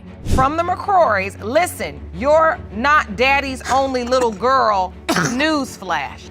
And a message that said, don't worry, you'll meet daddy's girl soon. Hope you're a good big sister. Why would you put this up on the memorial? I can't wait for her to meet her sister. No, I want other people to know that. No, this did not have a good intention. The judge was not liking the cheap blows this family was pulling off. They were just trying to get back at the defendant, and now testified their fake good intentions, trying to feed lies to Judge Lake, which is not a good idea at all. Trust me. When you know good and well you had no good intention behind sending that. Just say, we've been on a Facebook social media war, and I wanted to get back at them. I might not like it, but at least I know it's not a lie. Yes, Your Honor. I'm done with this. Ron, give me the results. I'm done with these two. They're just clowning here and wasting everyone's time. Who thinks of using children as pawns to get what they want? I hope the result shows what they were claiming. If not, all of this is gonna be embarrassing. Nevaeh McCrory and Sierra Marie Mento are not related. Yes. Told you. Yes, told you. Now we're both even. Fake profiles, fake. Everybody was fake. This was all just a despicable mess. Oh man, the woman didn't even flinch at the resistance. It's like she knew that this was coming. Now, this just calls for some good old-fashioned schooling. Why don't you look surprised? I read the result, and honey, you just flipped that page right on to the next and went to arguing over it, Miss Smith. You testified here for a good 30 minutes of my time that there was no other possible father in the world. Mr. Wilson here was adamant about not being Zariah and Nyana's father. because he knows that his trophy wife can't remain faithful to one man for too long. However, the mommy, on the other hand, was just disgusted by such accusations. But I'll get to that part later on. At the time she had the baby, she was a liar, cheating all the time, had multiple guys running out of the house, all on the internet. I mean, go to the apartment, everybody talking about who she messing with. So you say these kids aren't yours? No, they're not mine. Quite an allegation, aren't they? And the baby mama testified against them. She already had 2 other kids with the guy at the podium, and no other potential father made sense to her. There's a significant age difference between you, Mr. Wilson, and Ms. Butler. You are 48, she is 25. Age will make you a Jerome, write that down for me. We're gonna remember that. Age difference? I don't know about Jerome, but I'm definitely writing that down. Firstly, coming to the Zariah conception. The plaintiff told the court that he found another man's text messages in his wife's phone, who looked just like a baby girl. We did try to have sex a couple of times, but How can you try to have sex? we try to use the little condom, but we stopped and it didn't happen. Like, he never or anything. There was actual sexual contact, but he didn't finish the act. Yeah, because I ended up stopping. Even after that incident, Mr. Wilson gave Miss Butler a chance. The baby mama ended up conceiving her 3rd child, but the sugar daddy was sure that the baby had nothing to do with him. I didn't have my phone at the hospital, so I would have definitely had called him. Oh, he wasn't even there? No, ma'am. Because my phone, I didn't have my phone around that time. You were in a relationship and you went to the hospital and had the baby without even letting them know? Didn't let me know. Wow. First he claims that he's the father, and then he goes and does a thing like that. This made the alleged think that another guy was present at the time of birth, and now, when he refused to step up, the defendant thought of pinning the baby on him. You didn't have your phone. There was no one there with you with a phone? No one came to the hospital with you at all? No, really, I was really the only one up there. And so you couldn't tell a nurse or anybody to call him? I mean, it wasn't on my mind. Because I wasn't a dad. Another shocker was that even though the plaintiff had signed the birth certificate, Miss Butler had changed it back to her last name because of the constant denial from baby daddy. Because you've been denying the baby, that's why. When he says, but you have sex with other people too, you don't deny that. You just say, I have sex with you, that you guys have sex all the time. You understand that it really just takes one time. Even after agreeing with all the allegations thrown at her and other guys in the paternity mix, the young mama was stuck up on the fact that there was no way any other guy could be the father of her child. The kids is his, though. I'm not thinking that. You wouldn't have the kids is his, so there's no other possible father. No, the kids is his. So if Zariah is not your biological child, I'm gonna be sad because that's a wonderful little child and she shouldn't be put through that. What she's going through with her mother. Yeah, it'll be really sad if the results turn out otherwise, because we know that it's mama's baby and papa's maybe. Sometimes women in paternity court have to learn the hard way. Fingers crossed. Mr. Wilson, you are not the father. Told you. I'm not the daddy. Oh my gosh, that's crazy. That's not crazy. Zariah? Yeah, she's not my baby. You better go make some phone calls. What is this woman high on? Like, come on! Anyway, the judge ever patiently went through the same rodeo for the 2nd child, and the baby mama had the same record playing. We always had sex without no condom, so that's why I don't understand. But Nayan is definitely yours, though. I'm disappointed, Miss Butler. I really am. You a mother. No, she's not. During this baby's conception, men were hiding in the bathroom, and Miss Butler's money was being stolen magically, and this made the judge go ballistic. Being old enough and still putting up with sloppy antics and making babies. This is all during when Nyana was conceived. Yeah. You got all that going on? Yeah, hiding men in the bathroom and men being over there and stealing the money, and every time you go over there, you still having sex with her. Now you old enough to know I don't know what you doing. Finally, the grown-up is owning up to something and not blaming the baby mama for once. Anyway, this all was going on for too long. It was about time that we concluded. I mean, do the result for the 2nd time. Mr. Wilson, you are the father. The same rodeo was up and running in this case, as Mr. Scott appeared in Judge Lake's court to seek her help to uphold his reputation. He claimed that multiple women tried to pin their babies on him, and DNA results would prove that Miss Crane was also one of those scammers. Mr. Scott, you say you are appearing in court today to clear your name. Yes, Your Honor. Defendant have dragged your reputation through the mud, claiming you are the father of their children. You have requested a paternity test to prove that the defendant's 3-year-old son, Jalen, is not yours. Yes, Your Honor. However, the baby mama has her own set of allegations lined up. She claimed that the potential father was nothing more than a fraud who trapped her into having his baby while he was married to someone else. Now, Miss Crane, you say you were always faithful to Mr. Scott and that Jalen is definitely his son. You argue Mr. Scott is the one who cheated and claimed that during your pregnancy, you found out he was a married man. She's been cheating the whole time. Never. It was revealed that both parties had their deceiving hats on, yet no one was willing to back off. The defendant spilled the beans of truth and claimed that Mr. Scott had been married for 9 years, but the plaintiff put on his armor like this. I've been divorced since December 9th, 2009. How did you discover? Your Honor, I was 7 months pregnant. I didn't know where Marcel was. He used my phone one time. He deleted all his calls, so I went back on the internet, went back to the research, called all the numbers he called, and found out he was married for 9 years. That's true, I was married, but I've been divorced since December 2009. So the woman said that when she confronted the man, she and his wife spat on the call. His spouse told her to get the baby aborted. Oh my! Why did people stoop so low? The lady was like, who is this calling from Marcel? I said, well, I'm his baby mama. He's like, well, how was that when I'm married for 9 years with him and he's right here? So Marcel hopped on the phone, cussed me out for calling. Then the lady was like, well, this is my husband, so she told me to get an abortion. So he was like, no, that's my son. I'm never going to have her given an abortion. It seemed Mr. Scott was caught up in his web of lies. He managed to wipe Miss Crane's accusations and alleged that she brought his ex-wife's cousin into the picture.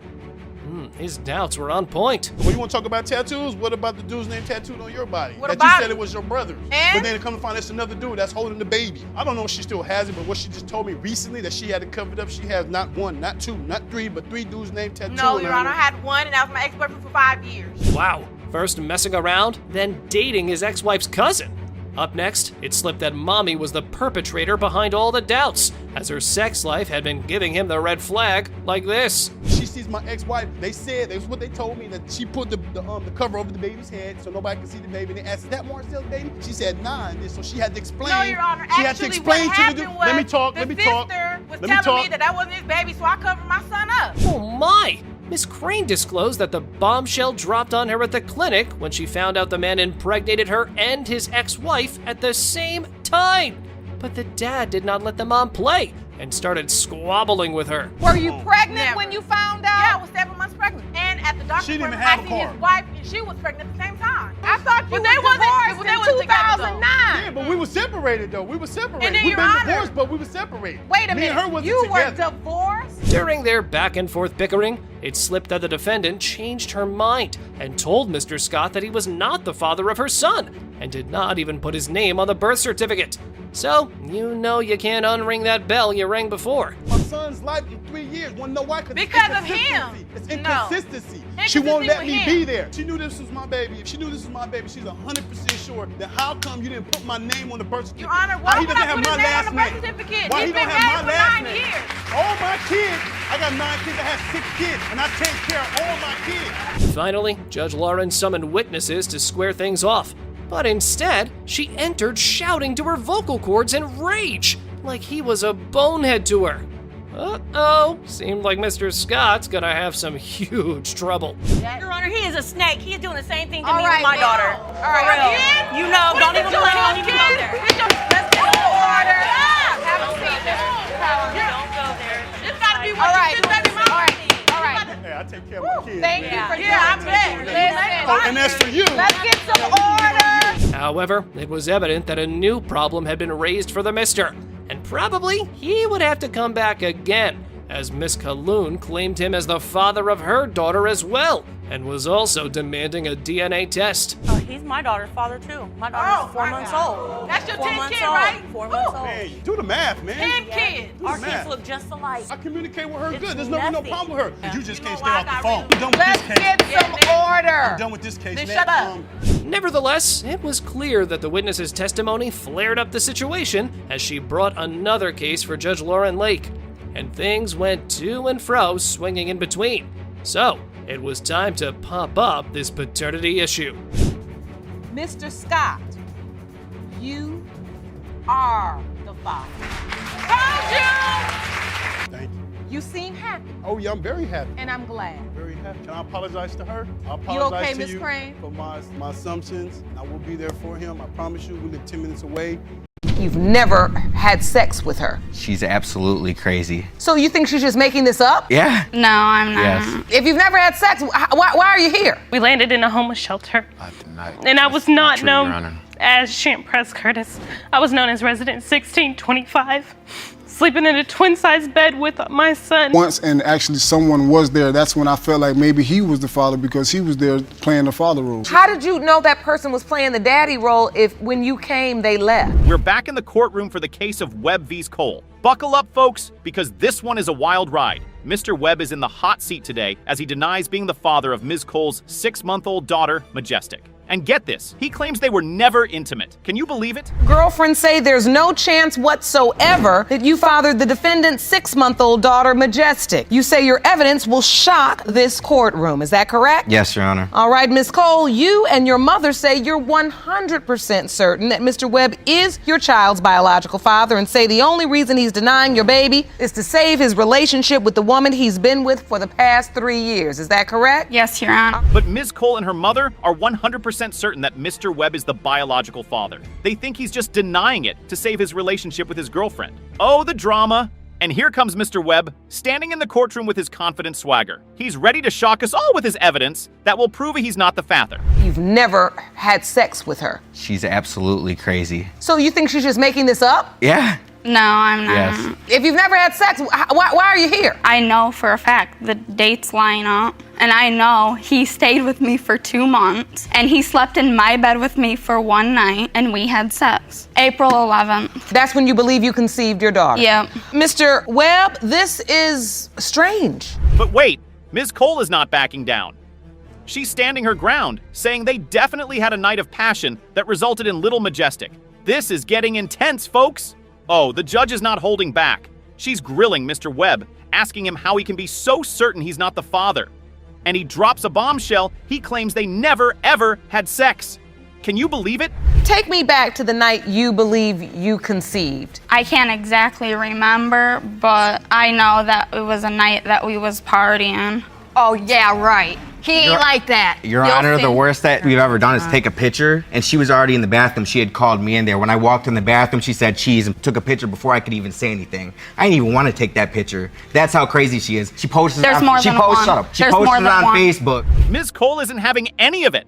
She's calling him a liar and saying he's just trying to save face. The courtroom is heating up, people. I had moved back to Detroit. How was I there for 3 months? But why were you staying there with them for a week if you had a girlfriend? She had knew about it. We were friends. She trusts me. She knows I'm not like that. I don't do that type of stuff. I've known him for 7 years, and he is not like that at all. And you called me, and you called me with his friend, telling me that he was there for 3 weeks, and you guys were having sex and blah blah blah. At first, I did believe that. Host, hold on to your seats because Ms. Cole is about to spill the details of that fateful night. She says they were partying and things got a little heated. Oh my.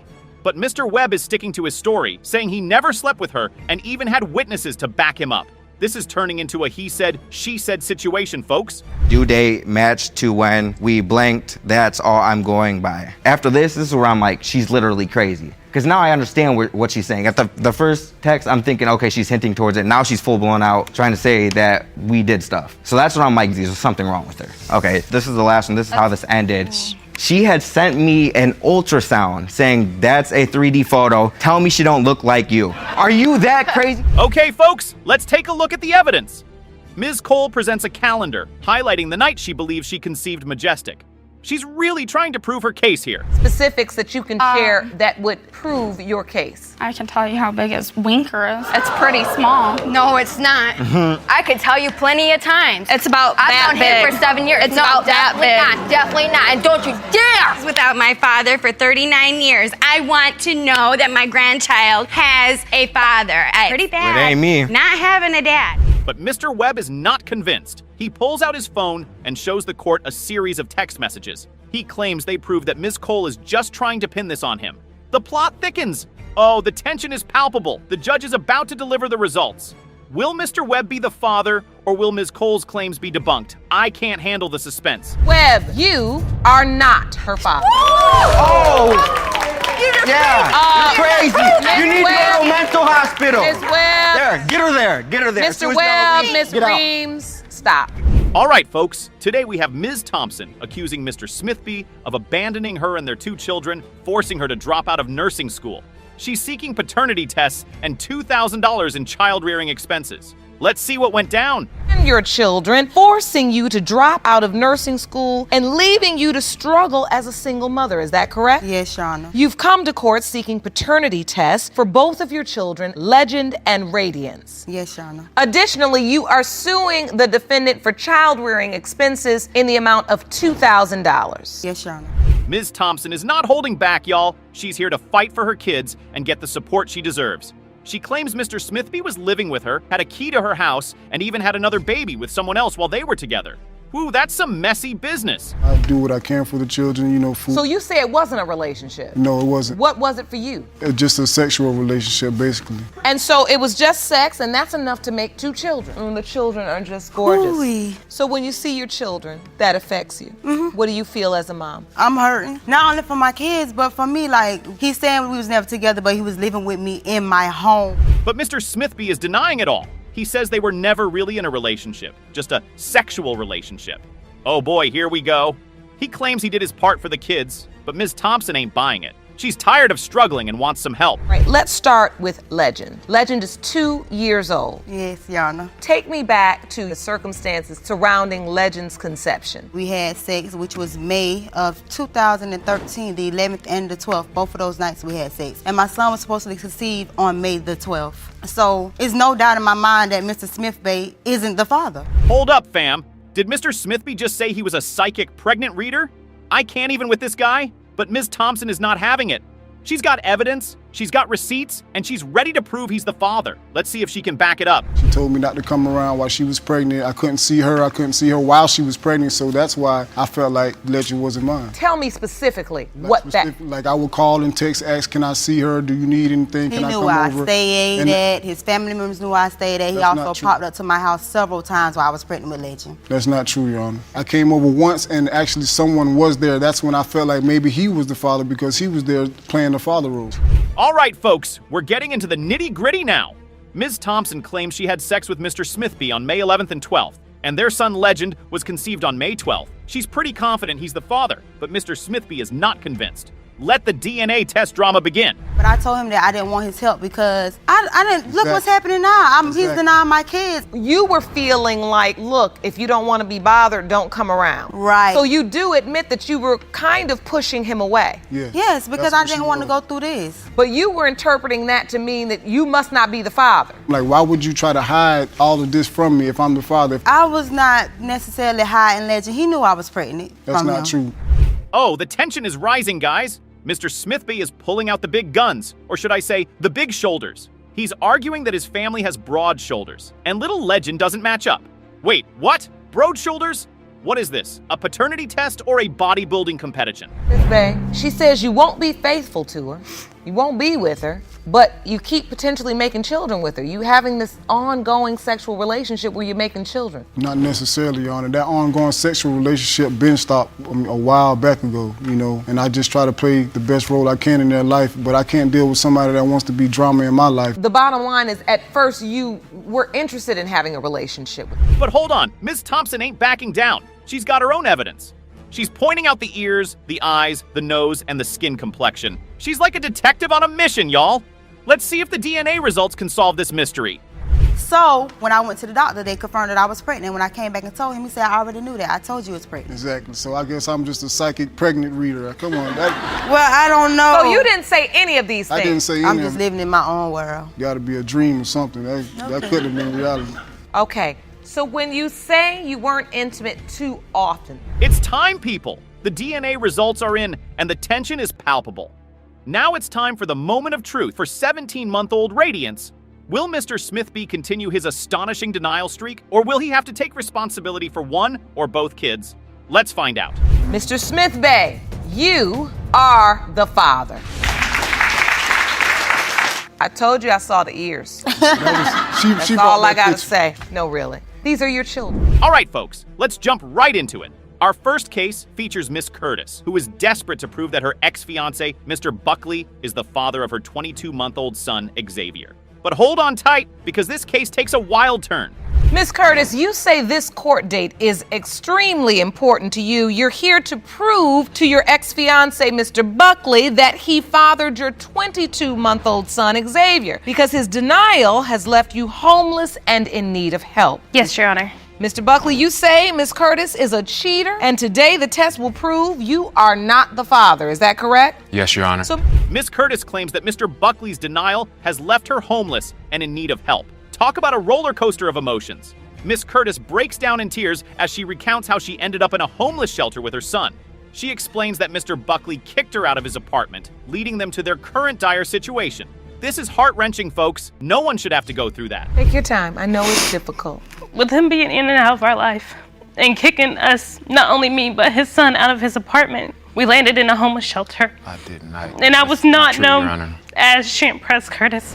I was known as Resident 1625, sleeping in a twin-size bed with my son, That's not true, Your Honor. Sharing- I did not kick her out. sharing everything with other residents in the homeless shelter. But Mr. Buckley has a different story to tell. He accuses Miss Curtis of being a cheater, and he's here to prove that he is not the father. Oh boy, this is about to get messy. I was being nice to her. She got mad at me because I was with someone else. I didn't want a relationship with her. She told me she was going to make my life a living hell while living in my apartment. And that's why I called my landlord. I was being nice to Mrs. Curtis. At this point, did you believe her son, Xavier, was your biological child? No, Your Honor. Mr. Buckley boldly denies being Xavier's father and claims that Miss Curtis was involved with other men during their relationship. He argues that he cannot be held responsible for a child that may not be biologically his. The drama is heating up, folks. Congratulations, who's the father? But I was different, that you were willing to step up and be his father, which you haven't done. I haven't done that because of you. Because of me? Yes. It's just a drive away. You got a car. You can drive. You were living in my apartment. I allowed you to live in my apartment. You And left still because didn't I come didn't and want to see be him. with you. No, I didn't leave because I didn't want to be with you. Yes. Every No. time I came over there, it was pure heck. We lived together I from allowed the- you to. You had your own. To shed some light on the situation, Miss Curtis brings in a witness, her friend Annika Bunch. Buckle up, because this witness has some explosive information to share. Annika Bunch drops a bombshell, claiming that she witnessed men coming in and out of Miss Curtis's apartment. She alleges that Miss Curtis was involved with multiple partners during the time she was with Mr. Buckley. The plot thickens, and the drama just keeps on coming. Him and his family. Your Honor, she also told me she had sex with someone while she was pregnant. So why? While I was pregnant is different than when I conceived. Before he was conceived, you were with other people. No, I wasn't. I worked 8-9 hours a day, and then I went over to your apartment. That means you got plenty of other hours left. From leaving work at 4:30 and being at your house by 5, where do I have time between packing my clothes and getting a ride over there to have sex with somebody else? Because I'm not a 5-minute quickie. Miss Curtis vehemently denies these accusations, stating that while there may have been other men around, she was faithful to Mr. Buckley. It's a classic case of he said, she said, and we're here for every minute of it. Something that we made together, something that I never thought was possible. Something that And I so- don't think is possible, Your Honor. But in this photo, it doesn't look like. I see tears in your eyes, Mr. Buckley. What do you feel when you look at that picture? It's impossible to describe. There's no way to put it into words. I just don't, like I said, I don't think I can have kids. I've been there, I tried. Now let's fast forward to the day Miss Curtis gives birth. This is a pivotal moment, folks. Get ready for the waterworks. Miss Curtis tearfully recalls how Mr. Buckley stood by her side at the hospital, with tears streaming down his face. She shares that he was overcome with emotion upon seeing their newborn son, Xavier, for the first time. Could this be the moment where doubts start to fade away? So what you're saying is from your back door. That's not true, Your Honor. I lived at the top of a hill. She lived at the bottom. This is my house, and this is hers. And I lived on this end. Her she back lived on door this end. is right here. There's a straight line of sight from her back door to her front door. She knows, and she done came and confided in me and told me about the other guys. But wait, there's more. We have photographic evidence of Mr. Buckley's emotional connection to Xavier. These pictures don't lie, folks. Xavier was conceived, Miss Curtis. No, Your Honor. You were? I was not. Me and Mr. Buckley were just hanging out and kicking it and having sex. Casual sex. So you're on the birth certificate, Mr. Buckley. And I have proof of that too. I'd like to see that. Are you currently paying child support? I'm on child support. No, he quit his job so he wouldn't have to. I'm working right now. I'm missing out on Just work right started. now. I just started back. Look at these pictures. Mr. Buckley is beaming with love as he holds baby Xavier. The bond between them is evident, and it's clear that Mr. Buckley has embraced his role as a father. This is a powerful visual testament to the love they share. Can you feel the emotions, people? You're still not providing for your child. Mr. Buckley, if you said you had doubts, you say it's your heart that drove you to sign the birth certificate, even though your mind had doubts. Did you understand that because you signed that birth certificate, you would be legally obligated to provide support for this child? Yes, Your Honor. My family made me well aware of that, and my entire family begged me not to sign it. Like I said, I did it out of my heart. The tension is palpable as the judge reveals the DNA test results. Brace yourselves, folks, because this is the moment of truth. Buckley, you are not his father. Oh, baby. I'm very sorry. Miss Curtis. I wasn't with anybody else. Obviously you were with someone else. Our plaintiff, Devin, discovered a bombshell just 2 weeks ago. His father's girlfriend dropped the bomb that there might be some doubts about his paternity. Can you imagine 36 years old? And finding out your dad might not be your real dad? This is going to be one roller coaster ride. Weeks ago, you were shocked when the defendant revealed to you that he is not your biological father. Yes, ma'am. Is that correct?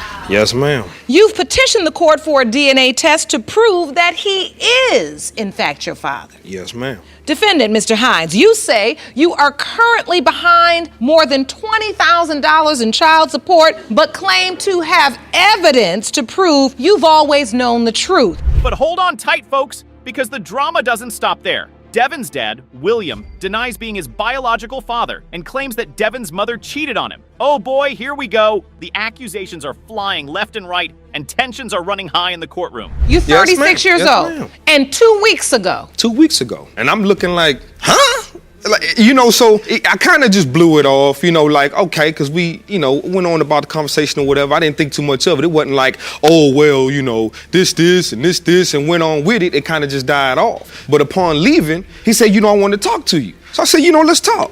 What you mean? And so you really doubt this or whatever the case may be? But wait, there's a twist. Devin has been there for his dad through thick and thin. He was even by his side when William was on his deathbed. Now that's dedication. But will this devotion be enough to convince William that he is, in fact, his son? We're about to find out. In his life, knew anything different that you were his father. But you say you knew all along. Is that correct? Yes. Why is it you kept that secret? Because when Because his he got mother, a motive. That's why. What? Motive. That's why he's challenging everything. It's a motive. No He's not man is talking to going you. after 6 years. No man is going to go to court and see if he's a child or not. After I've been living with you for 6 years, I was the only one there for him. This man was on his deathbed. Now, let's talk about the elephant in the room. Devin's mom, Brenda, admits that she did cheat on William in the past.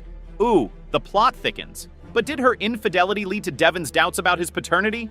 And why is William bringing up these cheating allegations now? Is it just a way to avoid paying child support? We can't wait to find out. Oh yeah, he might not be your son. But the crazy part about it is, he also claimed that my younger sister, the same thing. When you say he has a motive, what do you mean by that? It's always got something to do with money, man. It always got What you something mean to do with something with money. money? Well, now all of a sudden, he wanna get this divorce from my mother after 40-something years. He wanna do... Yeah, because I never got in touch with. And now, ladies and gentlemen, it's time for the moment we've all been waiting for. The DNA results are in. Will William be proven wrong? Or will Devin's worst fears be confirmed? The tension is through the roof as Judge Lake prepares to deliver the verdict. Mr. Hines, you are the father. Told you it's a motive. Mr. Hines, I'm gonna give you a moment that you need to take. All right, folks, let's dive right into this roller coaster of a case. We meet Kevin Kidd, a man who claims he's been caught up in the web of a manipulative user. Oh boy, you can already tell that this is gonna be good. manipulative user who convinced you that you were the father of her son, Nathaniel, then changed her mind when someone better came along. You and your mother say Miss Rawlings' mind games have wreaked emotional havoc on your family, and you are 100% positive you are her son's father. According to Kevin, Tanova Rawlings convinced him that he was the father of her son, Nathaniel. But as soon as someone better came along, she changed her tune. Talk about a plot twist.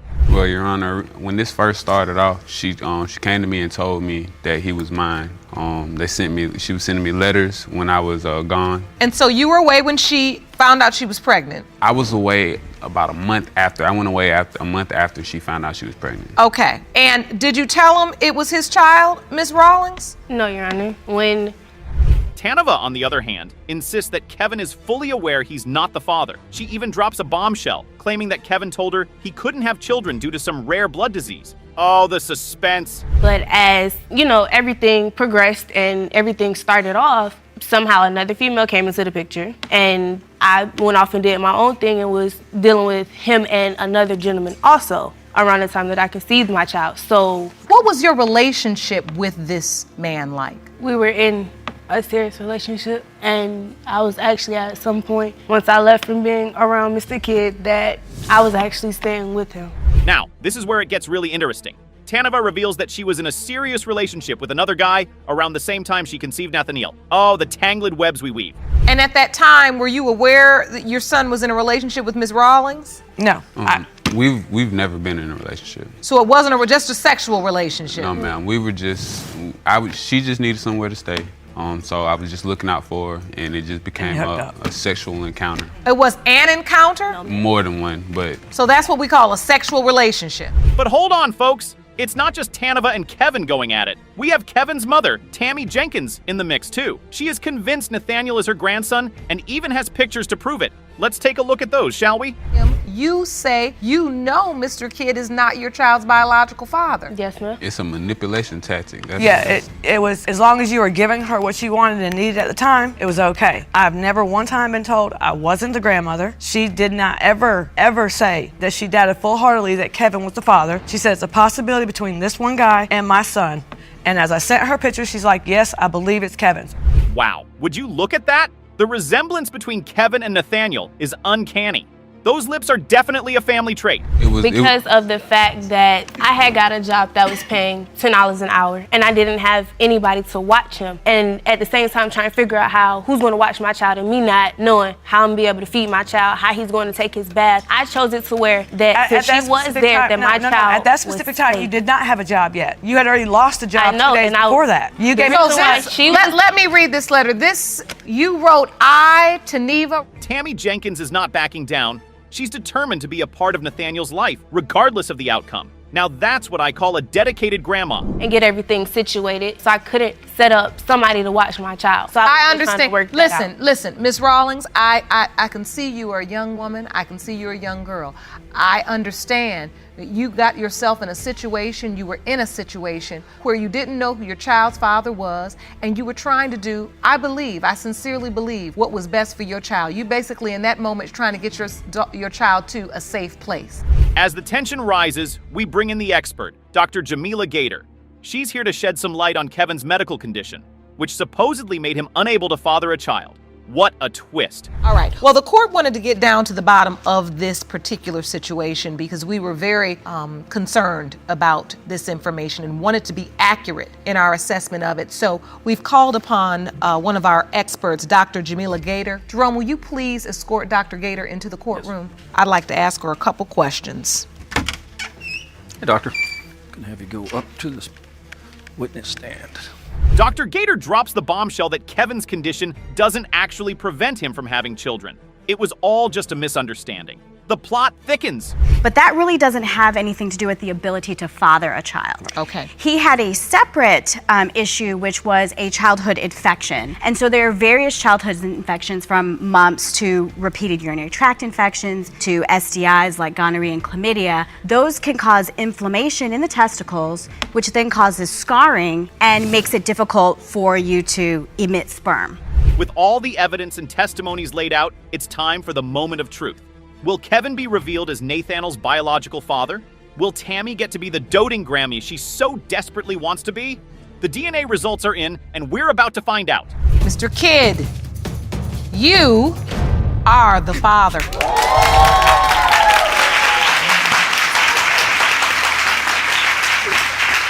You are the father.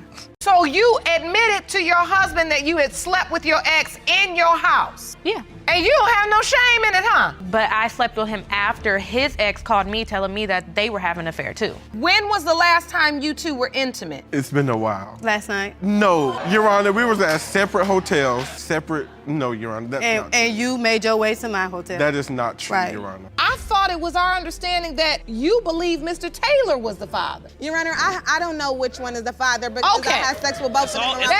Thank you. That's it. Living a lie, quenching for peace, the man had enough of his spouse's cheating. He arrived in the court with evidence of unmasking his slattern wife. So now he wanted DNA to end this paternity drama once and for all. Let's hear how he has been holding up. Mr. Broussard, you opened your case hoping the court will grant you a paternity test so you can prove you are not the father of 4-month-old baby Charles. You say your 1-year marriage to the defendant is on the verge of collapse because of paternity doubt, and you need this test. As you can see, Mommy's infidelity had brought them on the verge of falling apart. He claimed that his concrete evidence made him doubt the paternity, yet he signed the birth certificate. But once it is proven he was not the father, then it would be over for good. I say my marriage is on the verge of collapse due to the infidelity, the trust issues, and all the evidence, coincidence that I discovered. And you need this test today because you're on the birth certificate. Yes, I am. You are this child's legal father. Yes. Okay, you heard the defendant. Their relationship went to the wishy-washy road real quick when their neighbors blurted out that Mr. Broussard was not the father of the baby. She claimed that her spouse was obsessed with her ex and was just making things up. He is so obsessed with my ex that he feels that I'm cheating on him every time I do something. We argue, we fight all the time. Me and him just are not getting along at all. How long has it been this way? Since the end of last year. There has been rumors going around in the neighborhood that we grew up that he is not the father of our child. However, the man believed the rumors because they all came up with some evidence. So to support his claims, he brought an exhibit. But the bummer was with every assertion, baby mama was getting trapped in her lies like this. Reason why that gave me my doubt that little Charles is not mine, there was 2 glasses on my table. I just got off work, and basically I walked in, the cups looked freshly poured. You still can see the water dripping off of it because it's going to room temperature. So I asked, like, why is there another cup here? She basically said, I don't know. I said, well, you had in my house then. Oh no, it was just compulsive lying. Now she could not even blame the daddy for his doubts, but this was not over yet. The further unmasking the lies game got more strong as baby daddy revealed the mommy's lies like this. The rumors. I am well known in my community, and I felt kind of disrespected when a child came to me and said the ex-boyfriend had told me that him and your wife are still communicating. They want to have a family, a baby together. They about to push you out the picture. Even though her cheating was not hidden anymore yet, she continued sleeping around with her ex. As the defendant saw handprints of another man all over her body, and she admitted that it was revenge sex. Oh my!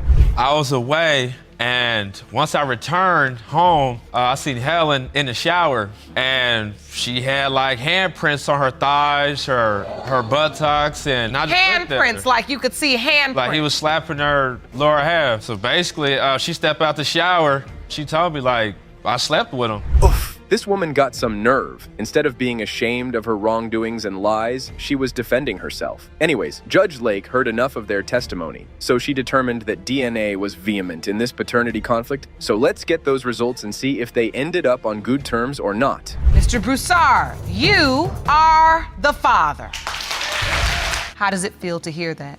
I feel a lot more better about the results. I still got love for him. As far as me and Helen go, you know, we have to work on our marriage and our differences. Pretty happy that This is my biological son. This case was outright palooza, as Mr. Hammond claimed that his debauched spouse had imperiled their marriage with compulsive lies. He claimed that baby mama was busy with another when she conceived the baby. Mrs. Hammond, you claim that after 10 years of marriage and repeated attempts to get pregnant, a month ago you finally gave birth to your miracle baby, Isaac. You need today's result to prove to the defendant, your husband, that this is his baby. Is this correct? Yes, Your Honor. Initially, the defendant shed light on the habitual lying part. He claimed that his spouse had numerous guys in her life. She had a habit of manipulating people. Even she had made him a fool in their whole marriage of 11 years. But now it's time to show that's enough. I had multiple partners. She lies to my face constantly. So how am I supposed to believe someone who's telling me it's night and it's daytime? You know what I mean? So you say she lies to you all the time? All the time.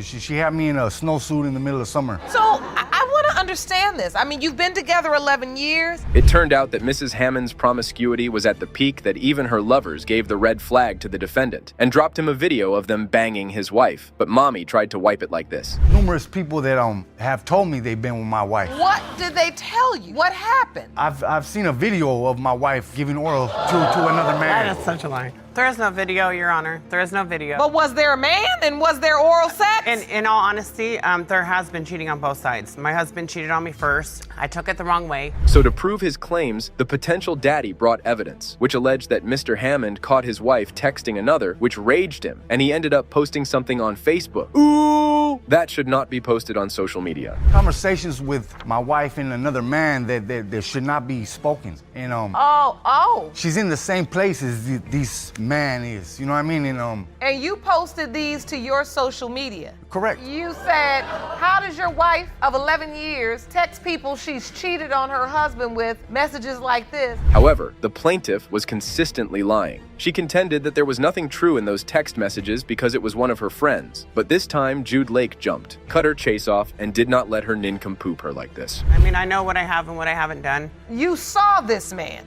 Yes, I did. I met him at our local county park, said hello to him. It was a friend that we had both worked with, and it was nothing more than that. It was somebody that was probably trying to get at me, but nothing I was going to involve myself with. Now, hold on, Ms. Hammond. Listen, don't waste my time. This is not an exchange between a coworker and you. Moreover, it was slipped that the woman had numerous other people in this paternity run, as she had been moving around with a single status. That even claiming to be married shocked Mr. Hammond. You believe that this person could be Isaac's biological father? Yes, ma'am, and numerous others. I mean, she's moved so single, I don't understand how she claims to be a married woman. So can you take me to the point when Isaac is born? Were you at the birth? I was. One after another, Mommy's lies were being caught, so Judge Lauren jumped into the birthday party. It was disclosed that the man did not help her even when she was about to give birth. He abandoned her and went to the casino with another woman. He showed up to where I was living.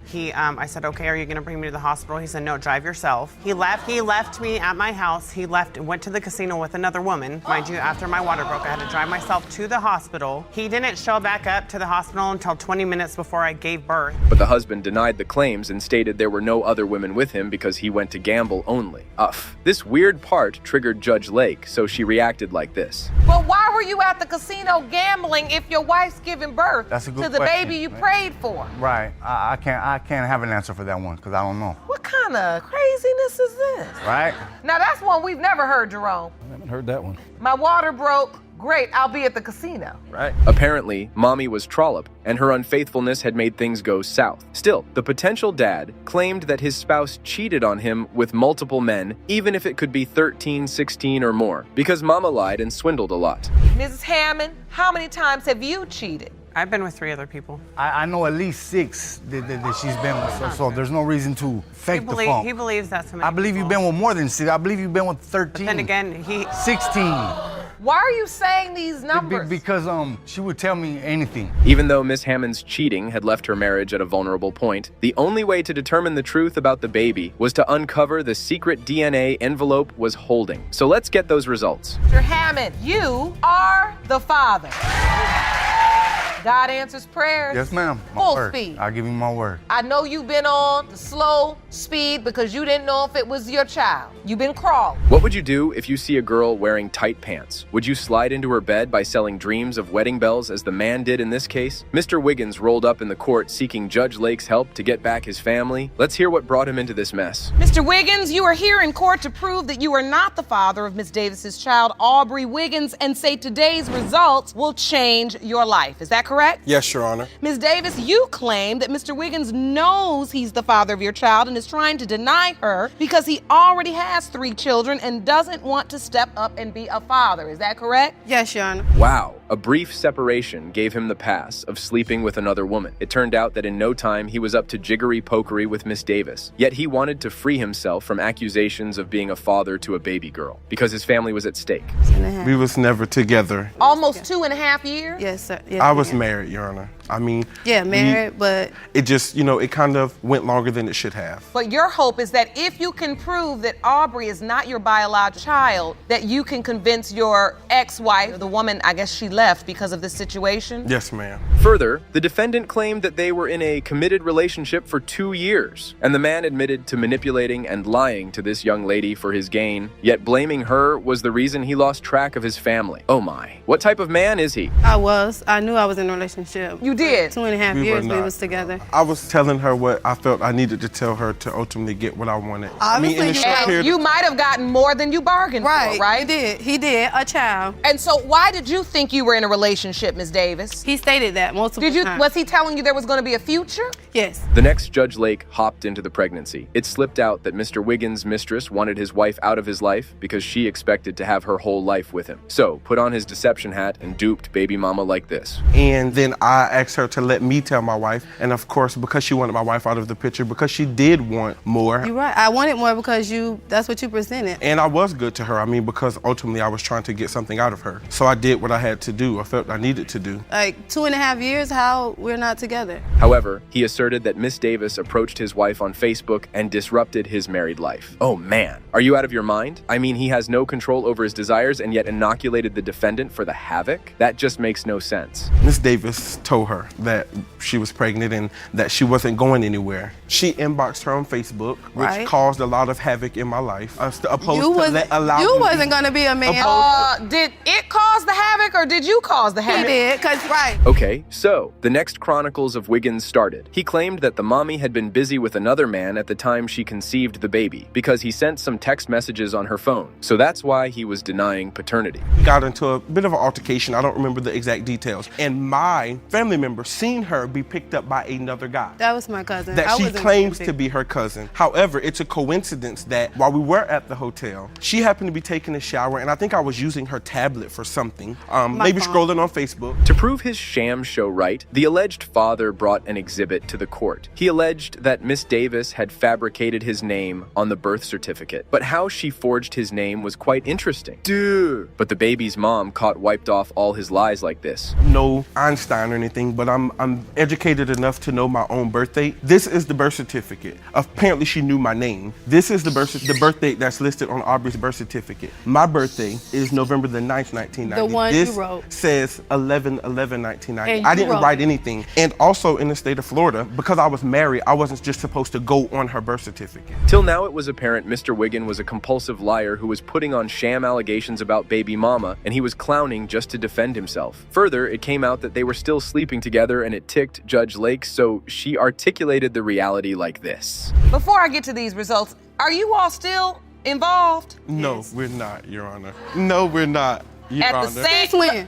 At the same time, 2 different answers. Right. Exact same time. When was the last time you two were intimate? It's been a while. Last night. No, Your Honor, we was at separate hotels. Yeah, Judge Lake was right. He was playing on both sides of the fence, yet contended that he wanted to get back his family. However, their back and forth did not help and made things more complicated, so the last hope to get closure was to reveal the DNA results. Mr. Wiggins, you are the father.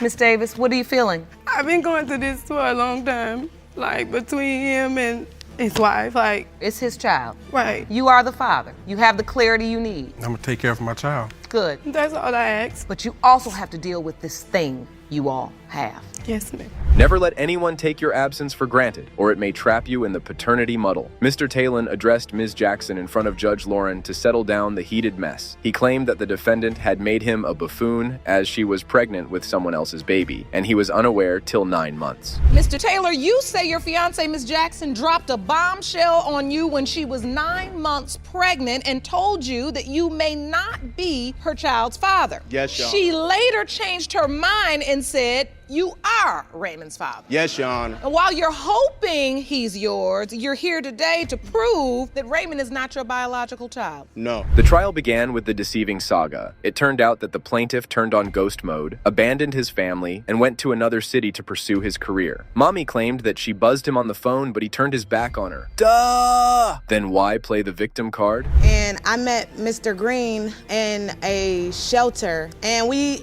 ended up becoming intimate, but Mr. Taylor left me and my children stranded in Florida while he went away to, I guess, chase his dreams, knowing that we had nobody and knowing that we had nothing. It turned out that when Mr. came back in the picture, the woman was already having hanky-panky with another man. But Mama shed light on the truth. She said that Daddy never looked back to his family. So to find comfort, she brought another man in the picture. She was having an affair with Mr. Green. I had no one to turn to but Mr. Green. Mr. Green was the person that was What there Mr. for me. Green did for you. I've been here Taylor taking care of didn't these send kids. any money. Raymond got my away. last name. Where Mr. Green at? Mr. Taylor didn't send Where any Mr. money Green at? while he was away. All right. Let me hear you one at a time because I want to understand this. Further, Mr. Taylor alleged that the defendant got intimate with the other man right after he left. That precipitated the bickering in the court, because no one was ready to drop their allegation, but the defendant buckled up and advocated that they would have been in paternity court if the man had used his mind. Did you turn to Mr. Green?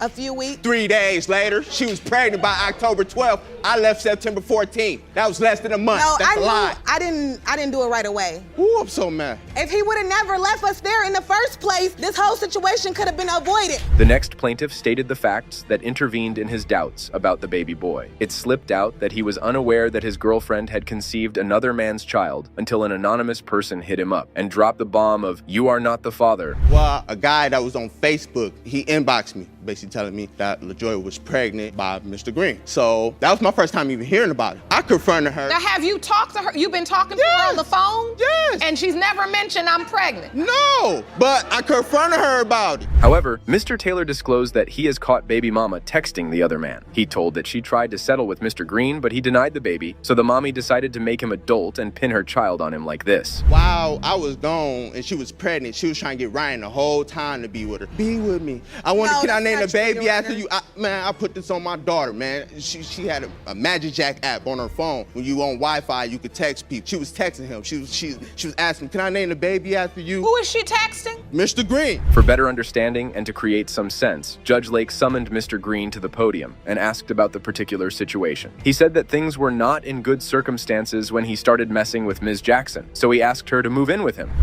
When I met her, she told me that he had left her for a rap career in Atlanta, just left and didn't want nothing to do with her, had nothing to do with her, didn't want to take care of the kids. So I'm sitting there and I feel bad. Right? So I sitting there, I said, feel bad. She got 2 kids. So I sat there and I felt bad. We vibed, and then I was going through stuff with my baby mom at that time. Then it got to a physical level. From cheating to being caught red-handed, it revealed that the defendant changed her mind when she was kicked out of Mr. Green's house and got back with Mr. Taylor. But Mama denied the saga and shouted to her core to prove her point like this. You move in with Mr. Green? Yes, Your Honor. At what point do you go back to Mr. Taylor? When he dropped her. No, he didn't drop me. I left. When he dropped her. No, I left. When he dropped her. So wait a minute, Mr. Green, is that, how you know the story? From the text too much you saw clues. it on the phone? No, too much clues. I'm an intelligent person, Your Honor. As you know, one lie has the power to tarnish 1,000 truths, as it happened in this case. Ms. Jackson first asserted that her fiancé was the father, but later, it turned out that she didn't even know who was the biological father of her baby, because she swindled around both men at the time she conceived. I thought it was our understanding that you believe Mr. Taylor was the father. Your Honor, I don't know which one is the father, because I had sex with both of them. Thank you. That's it. That's why we're here, just to tell the truth. So the bottom line is you really don't know. You told him he was the father. You messaging him as well. Telling him he the father. Because you don't know. As it was evident that both parties were at daggers drawn and no one was ready to drop their allegations. One after another secrets were being revealed in the court, but nothing was helping them them to get the closure they needed. So Judge Lake pulled the strings and decided to announce the results. As to whether his biological father is Mr. Taylor or Mr. Green. His biological father is Mr. Green.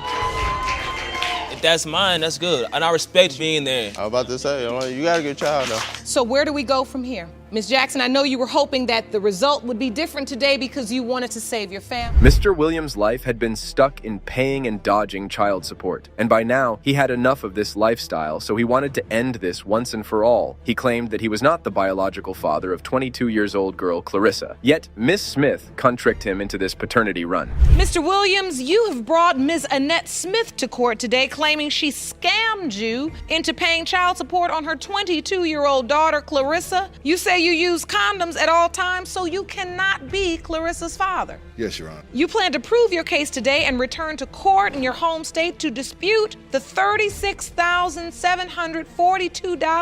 $36,742.43. As it was obvious that no one could be scammed into this kind of huge mess without being related, yet Mr. William tried to prove that he was an innocent man who has done nothing wrong which led him into this dispute, and Miss Smith was the villain of his story. But the defendant closed his lie box and spilled the truth like this. Not being able to get to my fullest ability to make a lot of outstanding money. When I met Eli, he never had a job. That's what I paid for everything. No, that's not true. Eli had money when he got into a car accident. Oh my goodness, that's not true. We had a relationship. That's not true. We did not have a relationship. Yes, we did. We did not have a relationship. Yes, we did. Up next, the woman explained the relationship saga. It got slipped that the alleged dad was the only possibility of being the father, as mommy did not have any other guy. So when she told him about her being pregnant, he embraced, but later turned his back on her. You say this was a real relationship? Yes, ma'am, it was. There you go, right there. You all were boyfriend and girlfriend? Yes. No. At the point that you realized you were pregnant, before that, were you sleeping with anybody else besides Mr. Williams? No. When you found out you were pregnant, did you tell him? Yes, ma'am, I did. What day? What was his The reaction? same night. What day? Night? Yep. However, he was acting like a compulsive liar, but looks like his words were not even helping him anymore, as it turned out that he had an opportunity to get a DNA test, but instead of clearing this mishmash, he went ghosted. Where They did you get that asked from? Eli to come down here for the blood test. Eli declined. He didn't want No. to show up. When? You remember. No, I don't. When they put you on child No, I support, don't. when you get AFDC, No. they asked you for Now, the I'ma blood tell you, test, and he didn't no, want to do it. That's not true. Did you have Yes, an it is. opportunity to take a DNA No, I test, did sir, not. and you didn't? No, I didn't. And I got his Because address for when I what? went to California tell to you. see him. The defendant claimed that Ms. Smith forged his name on the birth certificate by sending legal documents to the wrong address for financial benefits. But the woman gave him a sassy reality check like this. You're saying she purposely Yes. gave the wrong address Yes. so that you would then miss the court date Yes. and be named the father Yes. by default. Yes. And then once you were named the father by default, Wasn't nothing I you could do. were put on child support. Wasn't nothing I could do.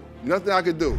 As it was apparent that the plaintiff's testimony was quite shady, as he was putting on the defensive show with his false fibs. Even though no one was buying his baffled story, he continued stooping low with his nasty saga like this. We ain't never What used do you no used to do with condoms, them? Eli. What do you used to do with them? Oh, my Tell us, God. what do you, oh, See, you this- never, this- I'll you tell never, you. we never Why used are you condom. doing We never this? used condom. Never. So, Mr. Williams, you say you always used condoms. As far as I know, always use condoms. What I do know is she used to take my condoms off to the bathroom, and whatever she did in the bathroom with that condom. I guess Mr. Williams should act mindful instead of swinging around back and forth. As up next, the defendant brought some pictures to support her claims, but the man asserted that he backed off because there was another man involved. And That's when, Clarissa, that's when he came to visit. this is you and the baby. Right. It Can't doesn't tell. look like you're denying her at that point. Doesn't look like it. I'm not denying because at that point in time in life, none of this was available to me to find out a blood test and all this stuff because I didn't know nothing about it. So That's what I'm saying. this is a picture of you both and Clarissa in California. Yeah. Apparently, both parties were at odds and were making things more difficult in this mess. So Judge Lake summoned Clarissa. She testified that Mr. William had never bothered her and was the true definition of deadbeat daddy like this. When I was 5, he called me. That's all I remember. Just when you were 5. Yes.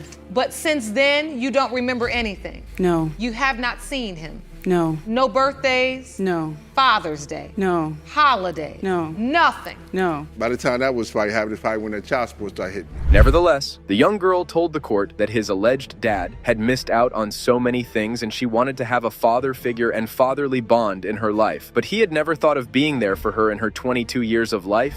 You missed out on my entire life. I wanted to have a father to brag things about in my academic life. I wanted to explore just to have fun with a dad right beside me all the time. Someone to support me. You were never there. I wish you were. We could have had some fun, but no, you weren't never there. You stopped calling me.